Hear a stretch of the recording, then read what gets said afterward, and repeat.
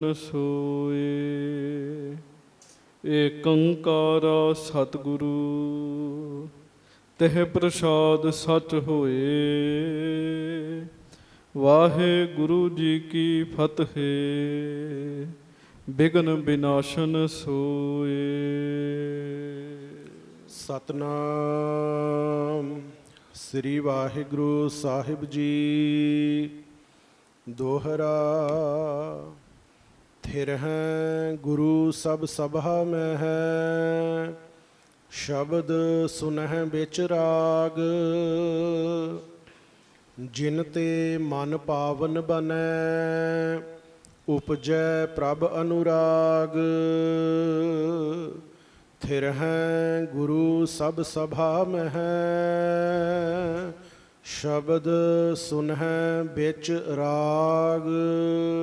ਸੱਚੇ ਪਾਤਸ਼ਾਹ ਗਰੀਬ ਨਵਾਜ ਸਤਿਗੁਰੂ ਜੀ, ਦੀਨ ਦੁਨੀਆ ਦੇ ਮਾਲਕ, ਚਬਰ ਛਤਰ ਤਖਤ ਦੇ ਮਾਲਕ, ਸਮਰੱਥ ਗੁਰੂ, ਪ੍ਰਤੱਖ ਗੁਰੂ, ਦੀਨ ਦਿਆਲ ਕਿਰਪਾਲ ਅੰਤਰਯਾਮੀ ਪੂਰਨ ਪਾਰ ਬ੍ਰਹਮ ਪਰਮੇਸ਼ਰ ਵਾਹਿਗੁਰੂ ਅਕਾਲ ਪੁਰਖ ਜੀ ਦੇ ਸਰਗੁਣ ਸਵਰੂਪ। ਧੰਨ ਧੰਨ ਸਤਿਗੁਰੂ ਗਰੀਬ ਨਵਾਜ ਅੰਤਰਯਾਮੀ। ਧੰਨ ਧੰਨ ਸ੍ਰੀ ਗੁਰੂ ਗ੍ਰੰਥ ਸਾਹਿਬ ਜੀ ਮਹਾਰਾਜ। ਧੰਨ ਧੰਨ ਸ੍ਰੀ ਗੁਰੂ ਗ੍ਰੰਥ ਸਾਹਿਬ ਜੀ ਮਹਾਰਾਜ। ਬੜੇ ਹੀ ਪਿਆਰ ਦੇ ਨਾਲ ਸਾਰੀਆਂ ਸੰਗਤਾਂ ਦੋਵੇਂ ਹੱਥ ਜੋੜੋ, ਗੱਜ ਕੇ ਕਹੋ ਧੰਨ ਧੰਨ ਸ੍ਰੀ ਗੁਰੂ ਗ੍ਰੰਥ ਸਾਹਿਬ ਜੀ। ਧੰਨ ਧੰਨ ਸ੍ਰੀ ਗੁਰੂ ਗ੍ਰੰਥ ਸਾਹਿਬ ਜੀ ਮਹਾਰਾਜ। ਸਤਿਗੁਰੂ ਗਰੀਬ ਨਵਾਜ ਸੱਚੇ ਪਾਤਸ਼ਾਹ ਜੀ ਦੀ ਪਵਿੱਤਰ ਪਾਵਨ ਹਾਜ਼ਰੀ ਦੇ ਵਿੱਚ ਸੁਭਾਏਮਾਨ ਗੁਰੂ ਜੀ ਦੀ ਪਿਆਰੀ ਸਾਜੀ ਨਵਾਜੀ ਸੰਗਤ ਜੀ, ਆਪ ਜੀ ਬੜੇ ਹੀ ਪਿਆਰ ਦੇ ਨਾਲ ਗੁਰੂ ਜੀ ਦੇ ਚਰਨਾਂ ਵਿੱਚ ਬੈਠ ਕੇ ਭਾਈ ਜਗਮੀਤ ਸਿੰਘ ਜੀ, ਭਾਈ ਧਨਵੰਤ ਸਿੰਘ ਜੀ, ਇਹਨਾਂ ਦੇ ਜਥੇ ਪਾਸੋਂ ਗੁਰਬਾਣੀ ਜੀ ਦਾ ਕੀਰਤਨ ਸਰਵਣ ਕਰ ਰਹੇ ਸੀ। ਚਤੁਰ ਦਿਸ਼ਾ ਕੀਨੋ ਬਲ ਆਪਣਾ, ਸਿਰ ਉਪਰ ਕਰ ਧਾਰਿਓ। ਕਿਰਪਾ ਕਟਾਖ ਅਵਲੋਕਨ ਕੀਨੋ, ਦਾਸ ਕਾ ਦੁਖ ਬਿਦਾਰਿਓ। ਹਰ ਜਨ ਰਾਖੇ ਗੁਰ ਗੋਬਿੰਦ, ਕੰਠ ਲਾਏ ਅਵਗੁਣ ਸਭ ਮੇਟੇ। ਦਇਆਲ ਪੁਰਖ ਬਖਸ਼ੰਦ ਰਹਾਓ, ਜੋ ਮੰਗਹਿ ਠਾਕੁਰ ਆਪਣੇ ਤੇ। ਸੋਈ ਸੋਈ ਦੇਵੈ ਨਾਨਕ ਦਾਸ, ਮੁਖ ਤੇ ਜੋ ਬੋਲੇ ਇਹਾਂ ਉਹਾਂ ਸੱਚ ਹੋ ਸੱਚ ਹੋਵੈ। ਪੰਜ ਪਿਆਲੇ ਪੰਜ ਪੀਰ, ਛਠਮ ਪੀਰ ਬੈਠਾ ਗੁਰ ਭਾਰੀ। ਅਰਜਨ ਕਾਇਆ ਪਲਟ ਕੈ, ਮੂਰਤ ਹਰ ਗੋਬਿੰਦ ਸਵਾਰੀ। ਚੱਲੀ ਪੀੜੀ ਸੋਢੀਆਂ, ਰੂਪ ਦਿਖਾਵਣ ਵਾਰੋ ਬਾਰੀ। ਦਲ ਭੰਜਨ ਗੁਰ ਸੂਰਮਾ, ਬੜ ਜੋਧਾ ਬਹੁ ਪਰ ਉਪਕਾਰੀ। ਇਹ ਸ਼ਬਦ ਆਪ ਜੀ ਬੜੇ ਪਿਆਰ ਦੇ ਨਾਲ ਸਰਵਣ ਕਰ ਰਹੇ ਸੀ। ਸਾਰੀਆਂ ਸੰਗਤਾਂ ਦੋਵੇਂ ਹੱਥ ਜੋੜੋ, ਗੱਜ ਕੇ ਫਤਿਹ ਬੁਲਾਓ। ਵਾਹਿਗੁਰੂ ਜੀ ਕਾ ਖਾਲਸਾ, ਵਾਹਿਗੁਰੂ ਜੀ ਕੀ ਫਤਿਹ। ਕੱਲ ਆਪ ਜੀ ਨੇ ਕਥਾ ਸਰਵਣ ਕੀਤੀ। ਭਾਈ ਜਾਤੀ ਮਲਕ ਦੀ ਸੱਚੇ ਪਾਤਸ਼ਾਹ ਜੀ ਦੇ ਚਰਨਾਂ ਵਿੱਚ ਆਏ ਹੈ। ਗੁਰਸਿੱਖ ਨੇ ਅਵਸਥਾ ਵਾਲੇ ਆ, ਉਹਨਾਂ ਨੂੰ ਪਤਾ ਲੱਗ ਗਿਆ ਕਿ ਮੇਰਾ ਹੁਣ ਸਰੀਰ ਤਿਆਗਣ ਦਾ ਸਮਾਂ ਆ ਗਿਆ। ਸੱਚੇ ਪਾਤਸ਼ਾਹ ਜੀ ਦੇ ਚਰਨਾਂ ਵਿੱਚ ਆ ਕੇ ਬੇਨਤੀ ਕੀਤੀ, ਮਹਾਰਾਜ ਮੈਂ ਬ੍ਰਾਹਮਣ ਹਾਂ, ਤੇ ਬ੍ਰਾਹਮਣ ਵੀ ਹਾਂ ਤੇ ਪ੍ਰੋਹਤਗਿਰੀ ਵੀ ਕਰਦਾ ਰਿਹਾ ਹਾਂ। ਆਪ ਜੀ ਮੇਰੇ ਜਜਮਾਨ ਹੋ, ਤੇ ਬ੍ਰਾਹਮਣ ਮੰਗਦਾ ਹੁੰਦਾ ਹੈ ਤੇ ਜਜਮਾਨ ਉਹਨੂੰ ਦਿੰਦਾ ਹੈ। ਮੈਂ ਤੁਹਾਡੇ ਕੋਲੋਂ ਇੱਕ ਦਾਨ ਲੈਣ ਆਇਆ। ਮਹਾਰਾਜ ਕਹਿੰਦੇ ਦੱਸੋ ਜਾਤੀ ਮਲਕ ਜੀ। ਤੇ ਭਾਈ ਜਾਤੀ ਮਲਕ ਜੀ ਕਹਿੰਦੇ ਸੱਚੇ ਪਾਤਸ਼ਾਹ ਮੈਨੂੰ ਬ੍ਰਹਮ ਗਿਆਨ ਦਾ ਦਾਨ ਦੇ ਦਿਓ। ਚੇਤਾ ਰੱਖਿਓ, ਵਸਤੂ ਮੰਗਣੀ, ਇੱਥੋਂ ਵੀ ਬੰਦੇ ਦੀ ਅਵਸਥਾ ਦਾ ਪਤਾ ਲੱਗ ਜਾਂਦਾ ਹੈ ਵੀ ਇਹਦੀ ਅਵਸਥਾ ਕਿੰਨੀ ਕੁ ਉੱਚੀ ਹੈ। ਸਾਰ ਕਿਤਾਬਲੇ ਗ੍ਰੰਥ ਵਿੱਚ ਲਿਖਿਆ, ਬ੍ਰਹਮ ਗਿਆਨ ਸਮਦਾਨ ਨਹਿ। ਬ੍ਰਹਮ ਗਿਆਨ ਤੋਂ ਵੱਡਾ ਦਾਨ ਕੋਈ ਨਹੀਂ ਹੈਗਾ। ਕੋਈ ਕੱਪੜੇ ਦਾਨ ਕਰ ਲੇਗਾ, ਕੋਈ ਘਰ ਦਾਨ ਕਰ ਦੇਗਾ, ਕੋਈ ਰੋਟੀ ਦਾਨ ਕਰ ਦੇਗਾ, ਕੋਈ ਵਿੱਦਿਆ ਦਾਨ ਕਰੇਗਾ, ਪਰ ਇੱਕ ਹੈ ਬ੍ਰਹਮ ਗਿਆਨ ਦਾ ਦਾਨ ਦੇਣਾ। ਔਰ ਇਹ ਦਾਨ ਕੋਈ ਆਮ ਬੰਦਾ ਨਹੀਂ ਦੇ ਸਕਦਾ, ਇਹ ਦਾਨ ਸਤਿਗੁਰੂ ਜੀ ਦਿੰਦੇ ਨੇ ਪਿਆਰਿਓ। ਸ੍ਰੀ ਸੁਖਮਨੀ ਸਾਹਿਬ ਵਿੱਚ ਬ੍ਰਹਮ ਗਿਆਨੀ ਦੀ ਕਿੰਨੀ ਅਵਸਥਾ ਮਹਾਰਾਜ ਨੇ ਬਿਆਨ ਕੀਤੀ ਜੀ। ਬ੍ਰਹਮ ਗਿਆਨੀ ਸਦਾ ਨਿਰਲੇਪ, ਜੈਸੇ ਜਲ ਮਹਿ ਕਮਲ ਅਲੇਪ। ਬ੍ਰਹਮ ਗਿਆਨੀ ਸਦਾ ਨਿਰਦੋਖ, ਜੈਸੇ ਸੂਰ ਸਰਬ ਕੋ ਸੋਖ। ਕਿੰਨੀ ਅਵਸਥਾ ਬਿਆਨ ਕੀਤੀ। ਇਥੋਂ ਤੱਕ ਮਹਾਰਾਜ ਨੇ ਕਹਿ ਦਿੱਤਾ ਬ੍ਰਹਮ ਗਿਆਨੀ ਕੋ ਖੋਜਹਿ ਮਹੇਸ਼ਰ, ਨਾਨਕ ਬ੍ਰਹਮ ਗਿਆਨੀ ਆਪ ਪਰਮੇਸ਼ਰ। ਇਹ ਤਤ ਦਾਤ ਹੈ ਜਿਹੜੀ ਸਾਨੂੰ ਸਤਿਗੁਰੂ ਜੀ ਦੇ ਸਕਦੇ ਆ, ਦੁਨਿਆਵੀ ਬੰਦਾ ਨਹੀਂ ਦੇ ਸਕਦਾ। ਸੰਤ ਮਹਾਤਮਾ ਗੁਰਮੁਖ ਜਿਹੜੇ ਕਮਾਈ ਵਾਲੇ ਨੇ, ਉਹ ਕਿਸੇ ਨੂੰ ਜੀ ਦਾਨ ਦੇ ਸਕਦੇ ਆ ਗੁਰੂ ਸਾਹਿਬ ਦੇ ਹੁਕਮ ਵਿੱਚ, ਪਰ ਬ੍ਰਹਮ ਗਿਆਨ ਦੀ ਦਾਤ ਸਭ ਤੋਂ ਵੱਡੀ ਦਾਤ ਹੈ।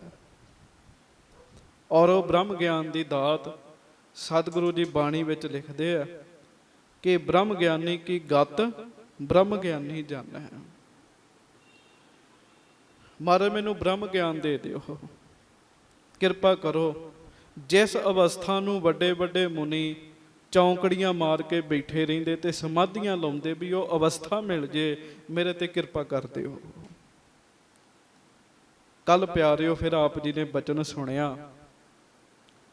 ਮੈਂ ਕਥਾ ਤੋਂ ਬਾਅਦ 2-4 ਗੁਰਮੁਖਾਂ ਨੂੰ ਪੁੱਛਿਆ ਵੀ ਕੁਝ ਸਮਝ ਆਈ ਕਥਾ ਦੀ। ਉਹ ਕਹਿੰਦੇ ਵੀ 2-4 ਵਾਰ ਉਹ ਕਥਾ ਸੁਣਾਂਗੇ ਤੇ ਸਮਝ ਆਉਣੀ ਹੈ। ਕਥਾ ਵਿੱਚ ਬਚਨ ਬੜੇ ਡੂੰਘੇ ਸਨ, ਇਸ ਕਰਕੇ ਕਹਿੰਦੇ ਭਾਈ ਸਾਹਿਬ ਸਾਡੇ ਤੇ ਉੱਤੋਂ ਹੀ ਕਥਾ ਲੰਘ ਗਈ। ਥੋੜਾ ਜਿਹਾ ਧਿਆਨ ਦੇ ਦਿਆ ਕਰੋ। ਬੰਦਾ ਬਾਹਰ ਦੀ ਹਰ ਚੀਜ਼ ਦੀ ਜਾਣਕਾਰੀ ਰੱਖਦਾ ਤੇ ਅੰਦਰ ਦੀ ਜਾਣਕਾਰੀ ਪ੍ਰਾਪਤ ਕਰਨਾ ਮਨੁੱਖ ਵਾਸਤੇ ਵੱਡੀ ਗੱਲ ਨਹੀਂ ਹੈ, ਪਰ ਧਿਆਨ ਨਹੀਂ ਦਿੱਤਾ ਜਾਂਦਾ। ਛੋਟੇ ਛੋਟੇ ਬੱਚੇ ਆ, ਇਹਨਾਂ ਨੂੰ ਫੋਨ ਚਲਾਉਣਾ ਆਉਂਦਾ, ਉਹ ਕੱਢਦੇ ਆ ਫੋਨ ਵਿੱਚੋਂ ਉਹ ਕੁਝ ਕੱਢ ਦਿੰਦੇ ਜਿਹੜੇ ਵੱਡੇ ਨਹੀਂ ਕੱਢ ਸਕਦੇ। ਧਿਆਨ ਕੇਂਦਰਿਤ ਹੋ ਗਿਆ। ਖੇਡ ਸਾਰੀ ਧਿਆਨ ਦੀ ਹੈ। ਜਦੋਂ ਅਸੀਂ ਧਿਆਨ ਦਿਆਂਗੇ ਨਾ ਅੰਦਰ ਵਾਲੇ ਪਾਸੇ, ਅੰਦਰ ਵਾਲੀਆਂ ਗੱਲਾਂ ਸਮਝ ਆਉਣਗੀਆਂ। ਮਹਾਰਾਜ ਨੇ ਭਾਈ ਜਾਤੀ ਮਲਕ ਜੀ ਨੂੰ ਕਿਹਾ, ਕੁਝ ਸੰਗਤਾਂ ਨੇ ਕਿਹਾ ਸੀ ਵੀ ਗੱਲ ਪਕੜ 'ਚ ਨਹੀਂ ਆਈ, ਇਸ ਕਰਕੇ ਦੁਬਾਰਾ ਬੇਨਤੀ ਕਰਨ ਲੱਗਾ। ਜਾਤੀ ਮਲਕ ਜੀ ਕਹਿੰਦੇ, ਮਹਾਰਾਜ ਮੈਨੂੰ ਮੇਰਾ ਅਸਲੀ ਸਰੂਪ ਕੀ ਹੈ ਇਹਦੇ ਬਾਰੇ ਪਤਾ ਦੱਸ ਦਿਓ। ਹੁਣ ਇਹਨੂੰ ਫਿਰ ਧਿਆਨ ਨਾਲ ਸੁਣਿਓ। ਮਹਾਰਾਜ ਕਹਿੰਦੇ, ਜਾਤੀ ਮਲਕ, ਇਹ ਜਿਹੜਾ ਮਨ ਹੈ ਨਾ, ਇਹਦੇ 'ਚ ਦੁਬਦਾ ਰਹਿੰਦੀ ਹੈ ਤੇ ਦੁਬਦਾ ਕਰਕੇ ਇਹ ਖਰਾਬ ਰਹਿੰਦਾ, ਕਦੀ ਇਕਾਗਰ ਨਹੀਂ ਹੁੰਦਾ। ਇੱਕ ਰੱਬ ਦੇ ਪਿਆਰੇ ਗੁਰਮੁਖ ਕਹਿ ਰਹੇ ਸੀ ਵੀ ਮਨ ਦਾ ਇਕਾਗਰ ਹੋਣਾ ਹੀ ਫਲ ਹੈ। ਮਨ ਇਕਾਗਰ ਹੋ ਜਾਵੇ, ਸਮਝੋ ਉਹ ਫਲ ਮਿਲ ਗਿਆ ਜੀ। ਮਨ ਦਾ ਇਕਾਗਰ ਹੋ ਜਾਣਾ। ਮਨ ਨਹੀਂ ਇਕਾਗਰ ਹੁੰਦਾ, ਤੇ ਜਿਨ੍ਹਾਂ ਦੇ ਮਨ ਇਕਾਗਰ ਹੋਏ ਆ, ਦਾਸ ਨੇ ਕੀਰਤਨ 'ਚ ਬੈਠਿਆ ਉਹਨਾਂ ਦੀਆਂ ਸਮਾਧੀਆਂ ਲੱਗੀਆਂ ਵੀ ਦੇਖੀਆਂ ਨੇ। ਉਹਨਾਂ ਦੀਆਂ ਸਮਾਧੀਆਂ ਲੱਗੀਆਂ, ਉਹਨਾਂ ਦੇ ਨੇਤਰਾਂ 'ਚ ਬੈਰਾਗ ਆਉਂਦਾ ਦੇਖਿਆ। ਮਹਾਰਾਜ ਕਹਿਣ ਲੱਗੇ, ਜਾਤੀ ਮਲਕ, ਮਨ ਇਕਾਂਤ ਨਹੀਂ ਹੁੰਦਾ, ਸੰਕਲਪ ਤੇ ਵਿਕਲਪ ਬਣਦੇ ਰਹਿੰਦੇ ਆ, ਫੁਰਨੇ ਬਣਦੇ ਰਹਿੰਦੇ ਆ। ਮਹਾਰਾਜ ਕਹਿੰਦੇ, ਪਹਿਲੀ ਗੱਲ ਇਹ ਸਮਝ ਲੈ ਵੀ ਤੂੰ ਸਰੀਰ ਨਹੀਂ ਹੈ। ਸਰੀਰ ਦੇ ਵਿੱਚ ਔਗੁਣ ਨੇ 2। ਜਿੱਥੇ ਸਰੀਰ ਰੱਬ ਨੇ ਬਹੁਤ ਸੋਹਣਾ ਬਣਾਇਆ, ਇੱਕ ਵਿਦਵਾਨ ਲਿਖਦਾ, ਉਹ ਕਹਿੰਦਾ ਪਰਮੇਸ਼ਰ ਦੀ ਸਭ ਤੋਂ ਸੋਹਣੀ ਜੇ ਕੋਈ ਵਸਤੂ ਜਿਹੜੀ ਪਰਮੇਸ਼ਰ ਨੇ ਬਣਾਈ ਹੈ ਇਸ ਸੰਸਾਰ ਵਿੱਚ, ਉਹ ਮਨੁੱਖ ਦਾ ਸਰੀਰ ਬਣਾਇਆ ਹੈ। ਆਖੋ ਵਾਹਿਗੁਰੂ ਵਾਹਿਗੁਰੂ। ਤੇ ਜੇ ਵਾਹਿਗੁਰੂ ਜੀ ਨੇ ਸਾਨੂੰ ਪਿਆਰਿਓ, ਭਾਗਾਂ ਵਾਲਿਓ, ਇਹ ਸਰੀਰ ਬਖਸ਼ਿਸ਼ ਕੀਤਾ, ਬੰਦਾ ਫਿਰ ਵੀ ਇਹ ਸਰੀਰ ਨੂੰ ਸੰਗਤ ਵਿੱਚ ਨਾ ਲੈ ਕੇ ਆਵੇ, ਨਾ ਬੈਠੇ, ਫਿਰ ਤਾਂ ਮਾੜੀ ਗੱਲ ਹੈਗੀ ਹੈ ਨਾ। ਸਭ ਤੋਂ ਅਮੋਲਕ ਦਾਤ ਵਾਹਿਗੁਰੂ ਜੀ ਨੇ ਬਖਸ਼ਿਸ਼ ਕੀਤੀ, ਉਹ ਸਰੀਰ ਬਖਸ਼ਿਸ਼ ਕੀਤਾ। ਬਾਹਰੀ ਤੌਰ ਤੇ ਰਚਨਾਵਾਂ ਵਿੱਚ ਗੱਲ ਹੈ, ਰਚਨਾਵਾਂ 'ਚ, ਪਰ ਇਸ ਸਰੀਰ ਦੇ 2 ਔਗੁਣ ਨੇ। ਗੁਰੂ ਹਰਗੋਬਿੰਦ ਸਾਹਿਬ ਕਹਿੰਦੇ, ਜਾਤੀ ਮਲਕ ਚੇਤਾ ਰੱਖ, ਇਹ ਸਰੀਰ ਬਣਦਾ ਵੀ ਹੈ, ਇਹ ਸਰੀਰ ਮਿੱਟੀ ਵੀ ਹੋ ਜਾਂਦਾ ਹੈ। ਬਣਦਾ ਕਿਵੇਂ ਹੈ? ਮਹਾਰਾਜ ਬਾਣੀ ਵਿੱਚ ਲਿਖਦੇ ਆ, ਮਾਤਾ ਪਿਤਾ ਮਾਂ ਕੀ ਰਕਤ ਪਿਤਾ ਬਿੰਦ ਧਾਰਾ। ਸਰੀਰ ਬਣਦਾ ਹੈ, ਸਰੀਰ ਜੰਮਦਾ ਹੈ, ਸਰੀਰ ਮਰਦਾ ਹੈ, ਸਰੀਰ ਬਣਦਾ ਹੈ, ਸਰੀਰ ਨਾਸ ਹੋ ਜਾਂਦਾ ਹੈ, ਮਿੱਟੀ ਹੋ ਜਾਂਦੀ ਹੈ। ਮਹਾਰਾਜ ਕਹਿੰਦੇ ਆ ਜਾਤੀ ਮਲਕ ਤੂੰ ਇਹ ਸਰੀਰ ਨਹੀਂ ਹੈਗਾ। ਆਖੋ ਵਾਹਿਗੁਰੂ ਵਾਹਿਗੁਰੂ। ਕਿਉਂ? ਤੂੰ ਨਾ ਜੰਮਣ ਵਾਲਾ ਹੈ, ਨਾ ਤੂੰ ਨਾਸ ਹੋਣ ਵਾਲਾ ਹੈ। ਸੁਰਤ ਅੰਦਰ ਲੈ ਕੇ ਜਾ। ਸੁਰਤ ਅੰਦਰ ਨਹੀਂ ਜਾਂਦੀ। ਮੈਨੂੰ ਮਾਫ ਕਰਿਓ, ਇੱਕ ਕਮਾਈ ਵਾਲੇ ਮਹਾਤਮਾ ਨੇ ਇੱਕ ਪੰਕਤੀ ਦਾ ਅਰਥ ਕੀਤਾ, ਕੱਪੜ ਰੂਪ ਸੁਹਾਵਣਾ ਛੱਡ ਦੁਨੀਆ ਅੰਦਰ ਜਾ ਅੰਦਰ ਜਾਵਣਾ। ਆਸਾ ਜੀ ਦੀ ਵਾਰ ਦੀ ਪੰਕਤੀ ਹੈ। ਬਹੁਤ ਸਾਰੇ ਰਾਗੀ ਸਿੰਘਾਂ ਨੂੰ ਅਰਥ ਪਤਾ ਹੈ, ਕਈਆਂ ਨੂੰ ਨਹੀਂ ਵੀ ਪਤਾ। ਮਹਾਰਾਜ ਕਹਿੰਦੇ ਆ ਦੋ ਗੱਲਾਂ ਕਹੀ, ਕੱਪੜ ਤੇ ਰੂਪ ਸੁਹਾਵਣਾ। ਕੱਪੜੇ ਪਾਉਨੇ ਆ ਸਾਡਾ ਸੋਹਣਾ ਰੂਪ, ਛੱਡ ਦੁਨੀਆ ਅੰਦਰ ਜਾਵਣਾ। ਬਾਰੀ ਅਰਥ ਇਹ ਨੇ ਵੀ ਇਹ ਦੁਨਿਆਵੀ ਚੀਜ਼ਾਂ ਸਭ ਇੱਥੇ ਛੱਡ ਜਾਣੀਆਂ ਨੇ। ਪਰ ਇੱਕ ਕਮਾਈ ਵਾਲੇ ਗੁਰਮੁਖ ਨੇ ਕਿਹਾ, ਪਿਆਰਿਆ ਇਹਦਾ ਅਰਥ ਇੱਕ ਹੋਰ ਹੈ, ਕੱਪੜ ਰੂਪ ਸੁਹਾਵਣਾ ਛੱਡ ਦੁਨੀਆ ਅੰਦਰ ਜਾਵਣਾ। ਭਾਵ ਕੱਪੜਾ ਹੋਵੇ, ਤੇਰਾ ਸੋਹਣਾ ਰੂਪ ਹੈ, ਦੁਨੀਆ ਦੇ ਰੰਗ ਬੜੇ ਚੰਗੇ ਲੱਗਦੇ ਆ, ਇਹਨਾਂ ਸਾਰਿਆਂ ਨੂੰ ਛੱਡ ਕਿਤੇ ਟਿਕ ਆਪਣੀ ਸੁਰਤ ਨੂੰ ਅੰਦਰ ਤੇ ਲੈ ਕੇ ਜਾ। ਕਿਤੇ ਵਿਆਹ ਕਰ, ਕਿਤੇ ਅੱਖਾਂ ਬੰਦ ਕਰਿਆ ਕਰ, ਕਿਤੇ ਆਪਣੀ ਸੁਰਤ ਨੂੰ ਅੰਦਰ ਲੈ ਕੇ ਜਾਇਆ ਕਰ। ਸਤਿਗੁਰੂ ਜੀ ਦੀ ਇੱਕ ਬਾਣੀ ਬਹੁਤ ਪ੍ਰਭਾਵਿਤ ਕਰਦੀ ਹੈ। ਉਹਦੇ ਵਿੱਚ ਲਿਖਿਆ, ਮੂੰਦ ਲੀਏ ਦਰਵਾਜੇ ਬਾਜੀ ਵਾਲੇ ਅਨਹਦ ਬਾਜੇ। ਇਹਦਾ ਸਿੱਧਾ ਭਾਵ ਇਹ ਹੈ ਵੀ ਦਰਵਾਜੇ ਬੰਦ ਕਰ ਲਓ ਤੇ ਅਨਹਦ ਬਾਜੇ ਵੱਜਣ ਲੱਗ ਪੈਣਗੇ। ਪਰ ਹੁਣ ਇਹਦਾ ਤੱਤ ਭਾਵ ਕੀ ਹੈ? ਆ ਜਿਹੜੇ ਇੰਦਰੇ ਹੈ, ਅੱਖਾਂ ਹੈ, ਨੱਕ ਹੈ, ਕੰਨ ਹੈ, ਇਹਨਾਂ ਨੂੰ ਸੰਸਾਰ ਵਾਲੇ ਪਾਸੋਂ ਜਦੋਂ ਬਿਲਕੁਲ ਬੰਦ ਹੋ ਜਾਣਗੇ ਫਿਰ ਅੰਦਰ ਵਾਜੇ ਵੱਜਣਗੇ। ਮਹਾਰਾਜ ਕਹਿੰਦੇ ਅੰਦਰ ਨਾਮ ਦਾ ਵਾਜਾ ਵੱਜੇਗਾ।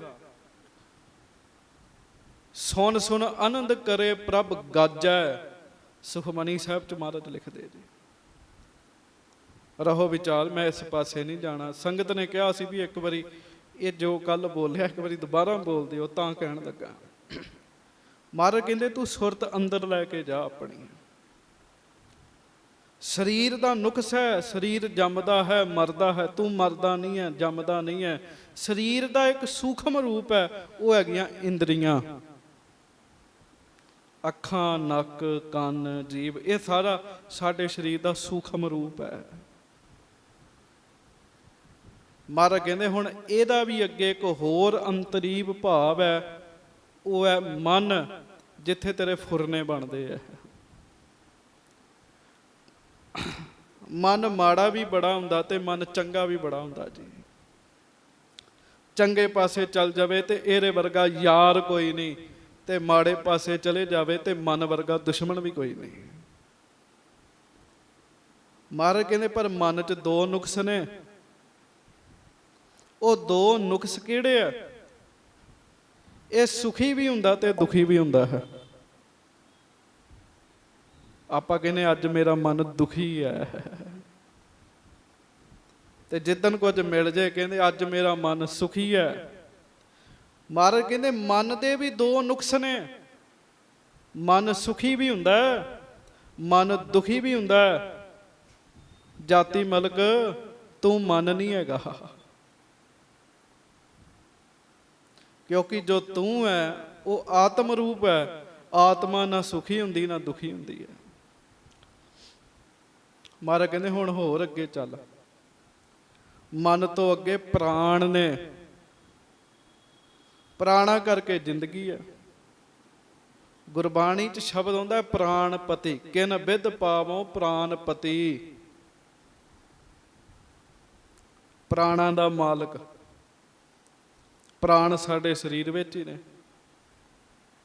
ਉਹ ਜਿਹੜੇ ਪ੍ਰਾਣ ਨੇ, ਮਹਾਰਾਜ ਗੁਰੂ ਹਰਗੋਬਿੰਦ ਸਾਹਿਬ ਕਿਰਪਾ ਕਰਦੇ, ਜਾਤੀ ਮਲਕ ਪ੍ਰਾਣ ਸਰੀਰ ਦਾ ਆਸਰਾ ਨੇ।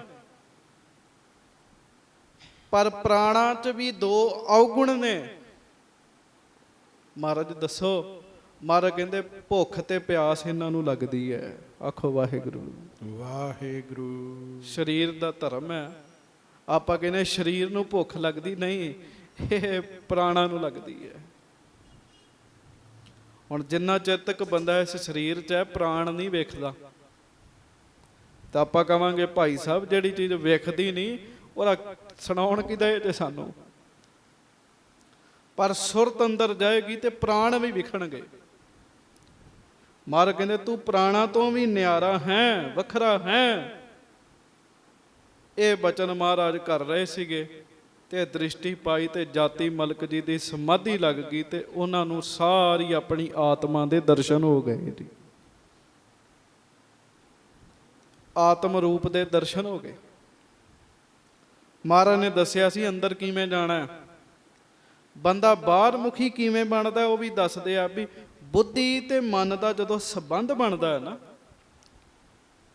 ਸਾਡੇ ਬੁੱਧੀ ਦਾ ਤੇ ਸਾਡੇ ਮਨ ਦਾ ਜਦੋਂ ਸੰਬੰਧ ਬਣਦਾ ਫਿਰ ਉਹ ਇੰਦਰੀਆਂ ਤੱਕ ਪਹੁੰਚਦਾ।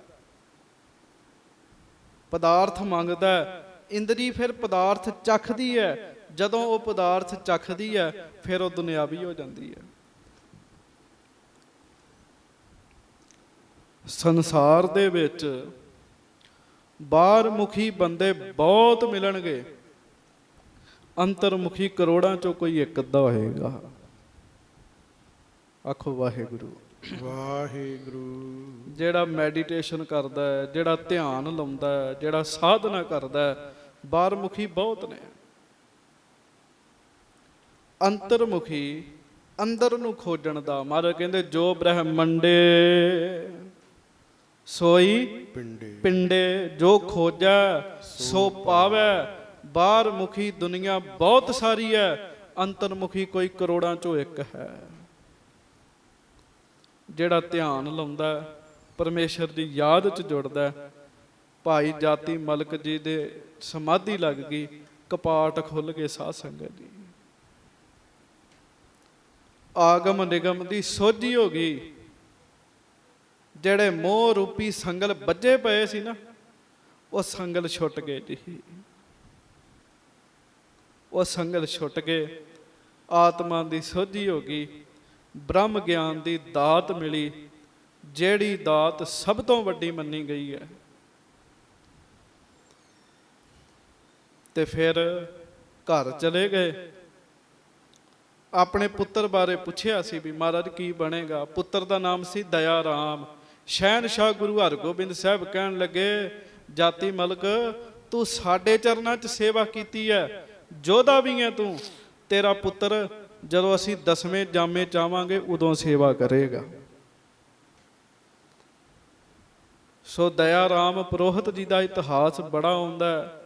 ਜਦੋਂ 10ਵੇਂ ਪਾਤਸ਼ਾਹ ਜੀ ਦੀ ਕਥਾ ਸੁਣੀਏ ਨਾ ਤੇ ਸਤਿਗੁਰੂ ਜੀ ਦੇ ਪ੍ਰਸੰਗਾਂ ਵਿੱਚ ਬੜਾ ਨਾਮ ਆਉਂਦਾ ਹੈ ਉਹਨਾਂ ਦਾ। ਉਹ ਭਾਈ ਜਾਤੀ ਮਲਕ ਜੀ ਦੇ ਪੁੱਤਰ ਸਨ ਜੀ। ਸੋ ਸਰੀਰ ਤਿਆਗਿਆ ਉਹਨਾਂ ਨੇ। ਕੱਲ ਇਹ ਪ੍ਰਸੰਗ ਆਪ ਜੀ ਨੇ ਸਰਵਣ ਕੀਤਾ। ਗੁਰੂ ਮਿਹਰ ਕਰੇ। ਸਤਿਗੁਰੂ ਬਾਣੀ 'ਚ ਲਿਖਦੇ, ਜੈਸੀ ਭੂਖ ਤੈਸੀ ਕਾ ਪੂਰਕ। ਸਿੱਖਾ ਤੈਨੂੰ ਜਿਹੋ ਜੀ ਵੀ ਭੁੱਖ ਹੈ, ਗੁਰੂ ਉਹੋ ਜੀ ਭੁੱਖ ਨੂੰ ਦੂਰ ਕਰਨ ਦੀ ਸਮਰੱਥਾ ਰੱਖਦਾ ਹੈ। ਆਖੋ ਵਾਹਿਗੁਰੂ। ਗੱਜ ਕੇ ਵਾਹਿਗੁਰੂ। ਤੈਨੂੰ ਜਿਹੋ ਜੀ ਵੀ ਭੁੱਖ ਹੈ, ਸਤਿਗੁਰੂ ਉਹੋ ਜੀ ਭੁੱਖ ਨੂੰ ਦੂਰ ਕਰਨ ਦੀ ਸਮਰੱਥਾ ਰੱਖਦੇ ਆ। ਸਰਬ ਕਲਾ ਸਮਰੱਥ ਨੇ ਗੁਰਦੇਵ। ਜੇ ਕੋਈ ਸੰਸਾਰੀ ਮੰਗ ਮੰਗਦਾ, ਸਤਿਗੁਰੂ ਉਹਦੀ ਉਹ ਭੁੱਖ ਪੂਰੀ ਕਰ ਦਿੰਦੇ ਆ। ਜੇ ਕੋਈ ਆਤਮਿਕ ਮੰਡਲ ਦੀਆਂ ਉਡਾਰੀਆਂ ਮੰਗਦਾ, ਸਤਿਗੁਰੂ ਉਹਦੀ ਉਹ ਵੀ ਭੁੱਖ ਪੂਰੀ ਕਰ ਦਿੰਦੇ ਆ। ਲੈ ਸਿੱਖਾ ਤੂੰ ਆ ਵੀ ਆਨੰਦ ਵੇਖ ਲੈ। ਫਿਰ ਚਿੱਤਾ ਰੱਖਿਓ, ਪਿਤਾ ਕਿਰਪਾਲ ਆਗਿਆ ਇਹ ਦੀਨੀ, ਬਾਰਿਕ ਮੁਖ ਮੰਗੇ ਸੋ ਦੇਣਾ।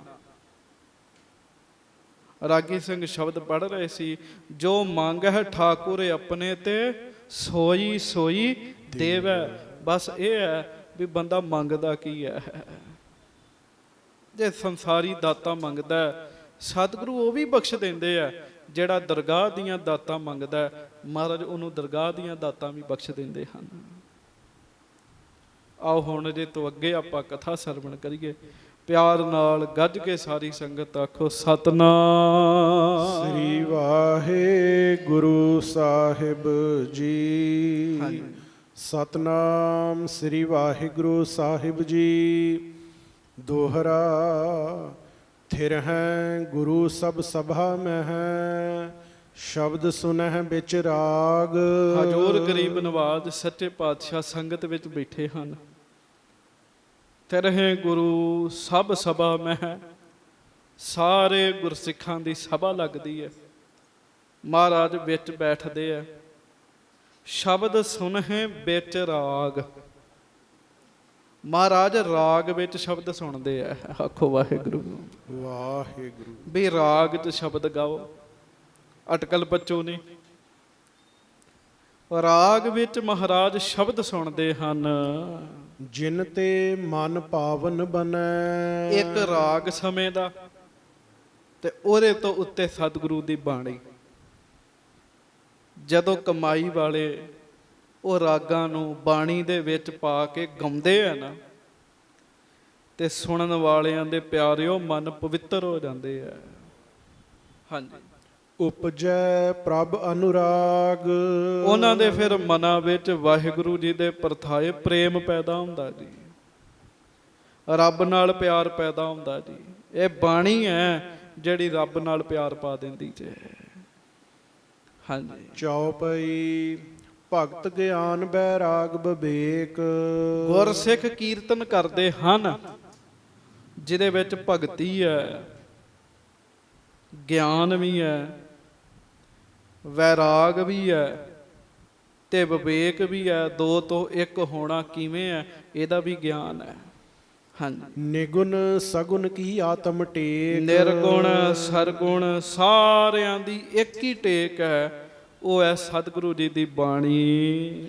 ਇਤਿਆਦਿਕ ਚਰਚਾ ਸੰਗ ਭਾਨੇ। ਮਹਾਰਾਜ ਭਗਤੀ, ਵੈਰਾਗ, ਵੈਰਾਗ, ਵਿਚਾਰ, ਸਰਗੁਣ, ਨਿਰਗੁਣ, ਇਸ ਤਰ੍ਹਾਂ ਦੀਆਂ ਸਾਰੀਆਂ ਵਿਚਾਰਾਂ ਗੁਰੂ ਹਰਗੋਬਿੰਦ ਸਾਹਿਬ ਆਪ ਸੰਗਤ ਵਿੱਚ ਕਰਦੇ ਹਨ। ਸੁਨਤ ਜੋਧ ਸਤਿਗੁਰੂ ਬਖਾਨੇ। ਰਾਏ ਜੋਧ ਜੀ ਵੀ ਸੁਣਦੇ ਹਨ। ਹਾਂਜੀ। ਰੂਪੇ ਆਦ ਸਿੱਖ ਬਹੁ ਸੁਨੈ। ਭਾਈ ਰੂਪਾ ਜੀ ਹੋਰ ਗੁਰੂ ਜੀ ਦੇ ਸਿੱਖ ਸਤਿਗੁਰੂ ਜੀ ਦੇ ਮੁਖੋਂ ਕਥਾ ਸੁਣਦੇ ਆ। ਮਹਾਰਾਜ ਜੀ ਦੇ ਮੁਖੋਂ ਅੰਮ੍ਰਿਤ ਬਾਣੀ ਦੀ ਵਿਚਾਰ ਸੁਣਦੇ ਆ। ਗੁਰ ਉਪਦੇਸ਼ ਹਿਰਦੈ ਗੁਣ ਗੁਨੈ। ਤੇ ਗੁਰ ਉਪਦੇਸ਼ ਹਿਰਦੈ ਪੁੰਨ ਗੁਨੈ। ਸਤਿਗੁਰੂ ਜੀ ਦਾ ਜਿਹੜਾ ਉਪਦੇਸ਼ ਹੈ ਇਹਨੂੰ ਫਿਰ ਹਿਰਦੇ 'ਚ ਚੇਤੇ ਰੱਖਦੇ ਆ। ਮਹਾਰਾਜ ਜੀ ਦੇ ਉਪਦੇਸ਼ ਨੂੰ ਹਿਰਦੇ 'ਚ ਵਸਾਉਂਦੇ ਆ। ਸੁਨ ਉਪਦੇਸ਼ ਹਿਰਦੈ ਬਸਾਵਹੁ, ਹੋਏਗਾ ਕੀ ਮਨ ਇੱਛੇ ਨਾਨਕ ਫਲ ਪਾਵਹੁ। ਸਤ ਸੰਗਤ ਕੀ ਪੰਗਤ ਹੋਏ। ਹਰ ਸਮੇਂ ਸੰਗਤ ਦੀ ਪੰਗਤ ਲੱਗੀ ਰਹਿੰਦੀ। ਭਾਵ ਬਾਣੀ, ਕੀਰਤਨ, ਭਜਨ, ਬੰਦਗੀ ਗੁਰੂ ਘਰ 'ਚ ਹੁੰਦਾ ਹੀ ਰਹਿੰਦਾ ਜੀ। ਬ੍ਰਹਮ ਗਿਆਨ ਕੋ ਹਿਰਦੈ ਉਦੋਤ। ਤੇ ਮਹਾਰਾਜ ਗੁਰਸਿੱਖਾਂ ਦੇ ਹਿਰਦੇ ਵਿੱਚ ਬ੍ਰਹਮ ਗਿਆਨ ਪ੍ਰਗਟ ਕਰ ਦਿੰਦੇ ਹਨ। ਬ੍ਰਹਮ ਗਿਆਨ ਪ੍ਰਗਟ ਕਰਦੇ ਹਨ, ਇਹ ਦਾਤ ਬਖਸ਼ਿਸ਼ ਕਰਦੇ ਹਨ। ਮੁਕਤ ਉਚਿਤ ਨਰ ਭਏ ਅਨੇਕ। ਬਹੁਤ ਸਾਰਿਆਂ ਨੂੰ ਮਹਾਰਾਜ ਨੇ ਬਖਸ਼ਿਸ਼ਾਂ ਕੀਤੀਆਂ ਤੇ ਗੁਰੂ ਸਾਹਿਬ ਜੀ ਦੀ ਸੰਗਤ ਕਰਕੇ ਮੁਕਤੀ ਦੇ ਯੋਗ ਹੋ ਗਏ ਜੀ। ਮੁਕਤ ਅਵਸਥਾ ਨੂੰ ਪ੍ਰਾਪਤ ਕਰਨ ਦੇ ਯੋਗ ਹੋ ਗਏ। ਭਾਵ ਬੰਧਨਾਂ ਤੋਂ ਛੁਟਕਾਰਾ ਮਿਲ ਗਿਆ। ਗੁਰ ਪ੍ਰਤਾਪ ਤੇ ਪਾਏ ਵਿਵੇਕ। ਮਹਾਰਾਜ ਜੀ ਦੀ ਕਿਰਪਾ, ਸੰਗਤਾਂ ਸਤਿਗੁਰੂ ਜੀ ਦੇ ਚਰਨਾਂ 'ਚ ਆਉਂਦੀਆਂ ਤੇ ਮਹਾਰਾਜ ਦੇ ਕੋਲੋਂ ਗਿਆਨ ਪ੍ਰਾਪਤ ਕਰਦੀਆਂ, ਸੋਝੀ ਪ੍ਰਾਪਤ ਕਰਦੀਆਂ। ਬੀਤੀ ਸਰਦ ਹਿਮ ਰਿਤੂ ਪੁਨ ਆਈ। ਹਾਂਜੀ। ਪਾਰਾ ਪਰੈ ਜਗਤ ਅਧਿਕਾਈ। ਸਾਧ ਸੰਗਤ ਜੀ, ਅਸੂ ਕੱਤਕ ਦੇ ਮਹੀਨੇ ਲੰਘ ਗਏ। ਮੱਘਰ ਪੋਹ ਦਾ ਮਹੀਨਾ ਆਇਆ। ਮੱਘਰ 'ਚ ਠੰਡ ਪੈਣ ਲੱਗ ਪੈਂਦੀ ਜੀ। ਹਾਂਜੀ। ਕੀਰਤਪੁਰ ਹੀ ਸਤਿਗੁਰ ਬਾਸੇ। ਗਰੀਬ ਨਵਾਜ ਗੁਰੂ ਹਰਗੋਬਿੰਦ ਸਾਹਿਬ ਜੀ ਸ੍ਰੀ ਕੀਰਤਪੁਰ ਸਾਹਿਬ ਸੱਜੇ ਹੋਏ ਹਨ। ਭਏ ਸ਼ਾਂਤ ਚਿਤ ਸੁਜਸ ਪ੍ਰਕਾਸ਼ੇ। ਸ਼ਾਂਤ ਚਿਤ ਹਨ ਮਹਾਰਾਜ। ਮਹਾਰਾਜ ਦਾ ਜਸ ਹਰ ਪਾਸੇ ਫੈਲਿਆ ਜੀ। ਸ਼ਤਰੂ ਤੁਰਕ ਲੱਖੋਂ ਰਣ ਮਾਰੇ। ਤੇ ਮਹਾਰਾਜ ਨੇ ਬੜੇ ਤੁਰਕਾਂ, ਲੱਖਾਂ ਤੁਰਕਾਂ ਦਾ ਨਾਸ ਕੀਤਾ ਸੱਚੇ ਪਾਤਸ਼ਾਹ ਜੀ ਨੇ।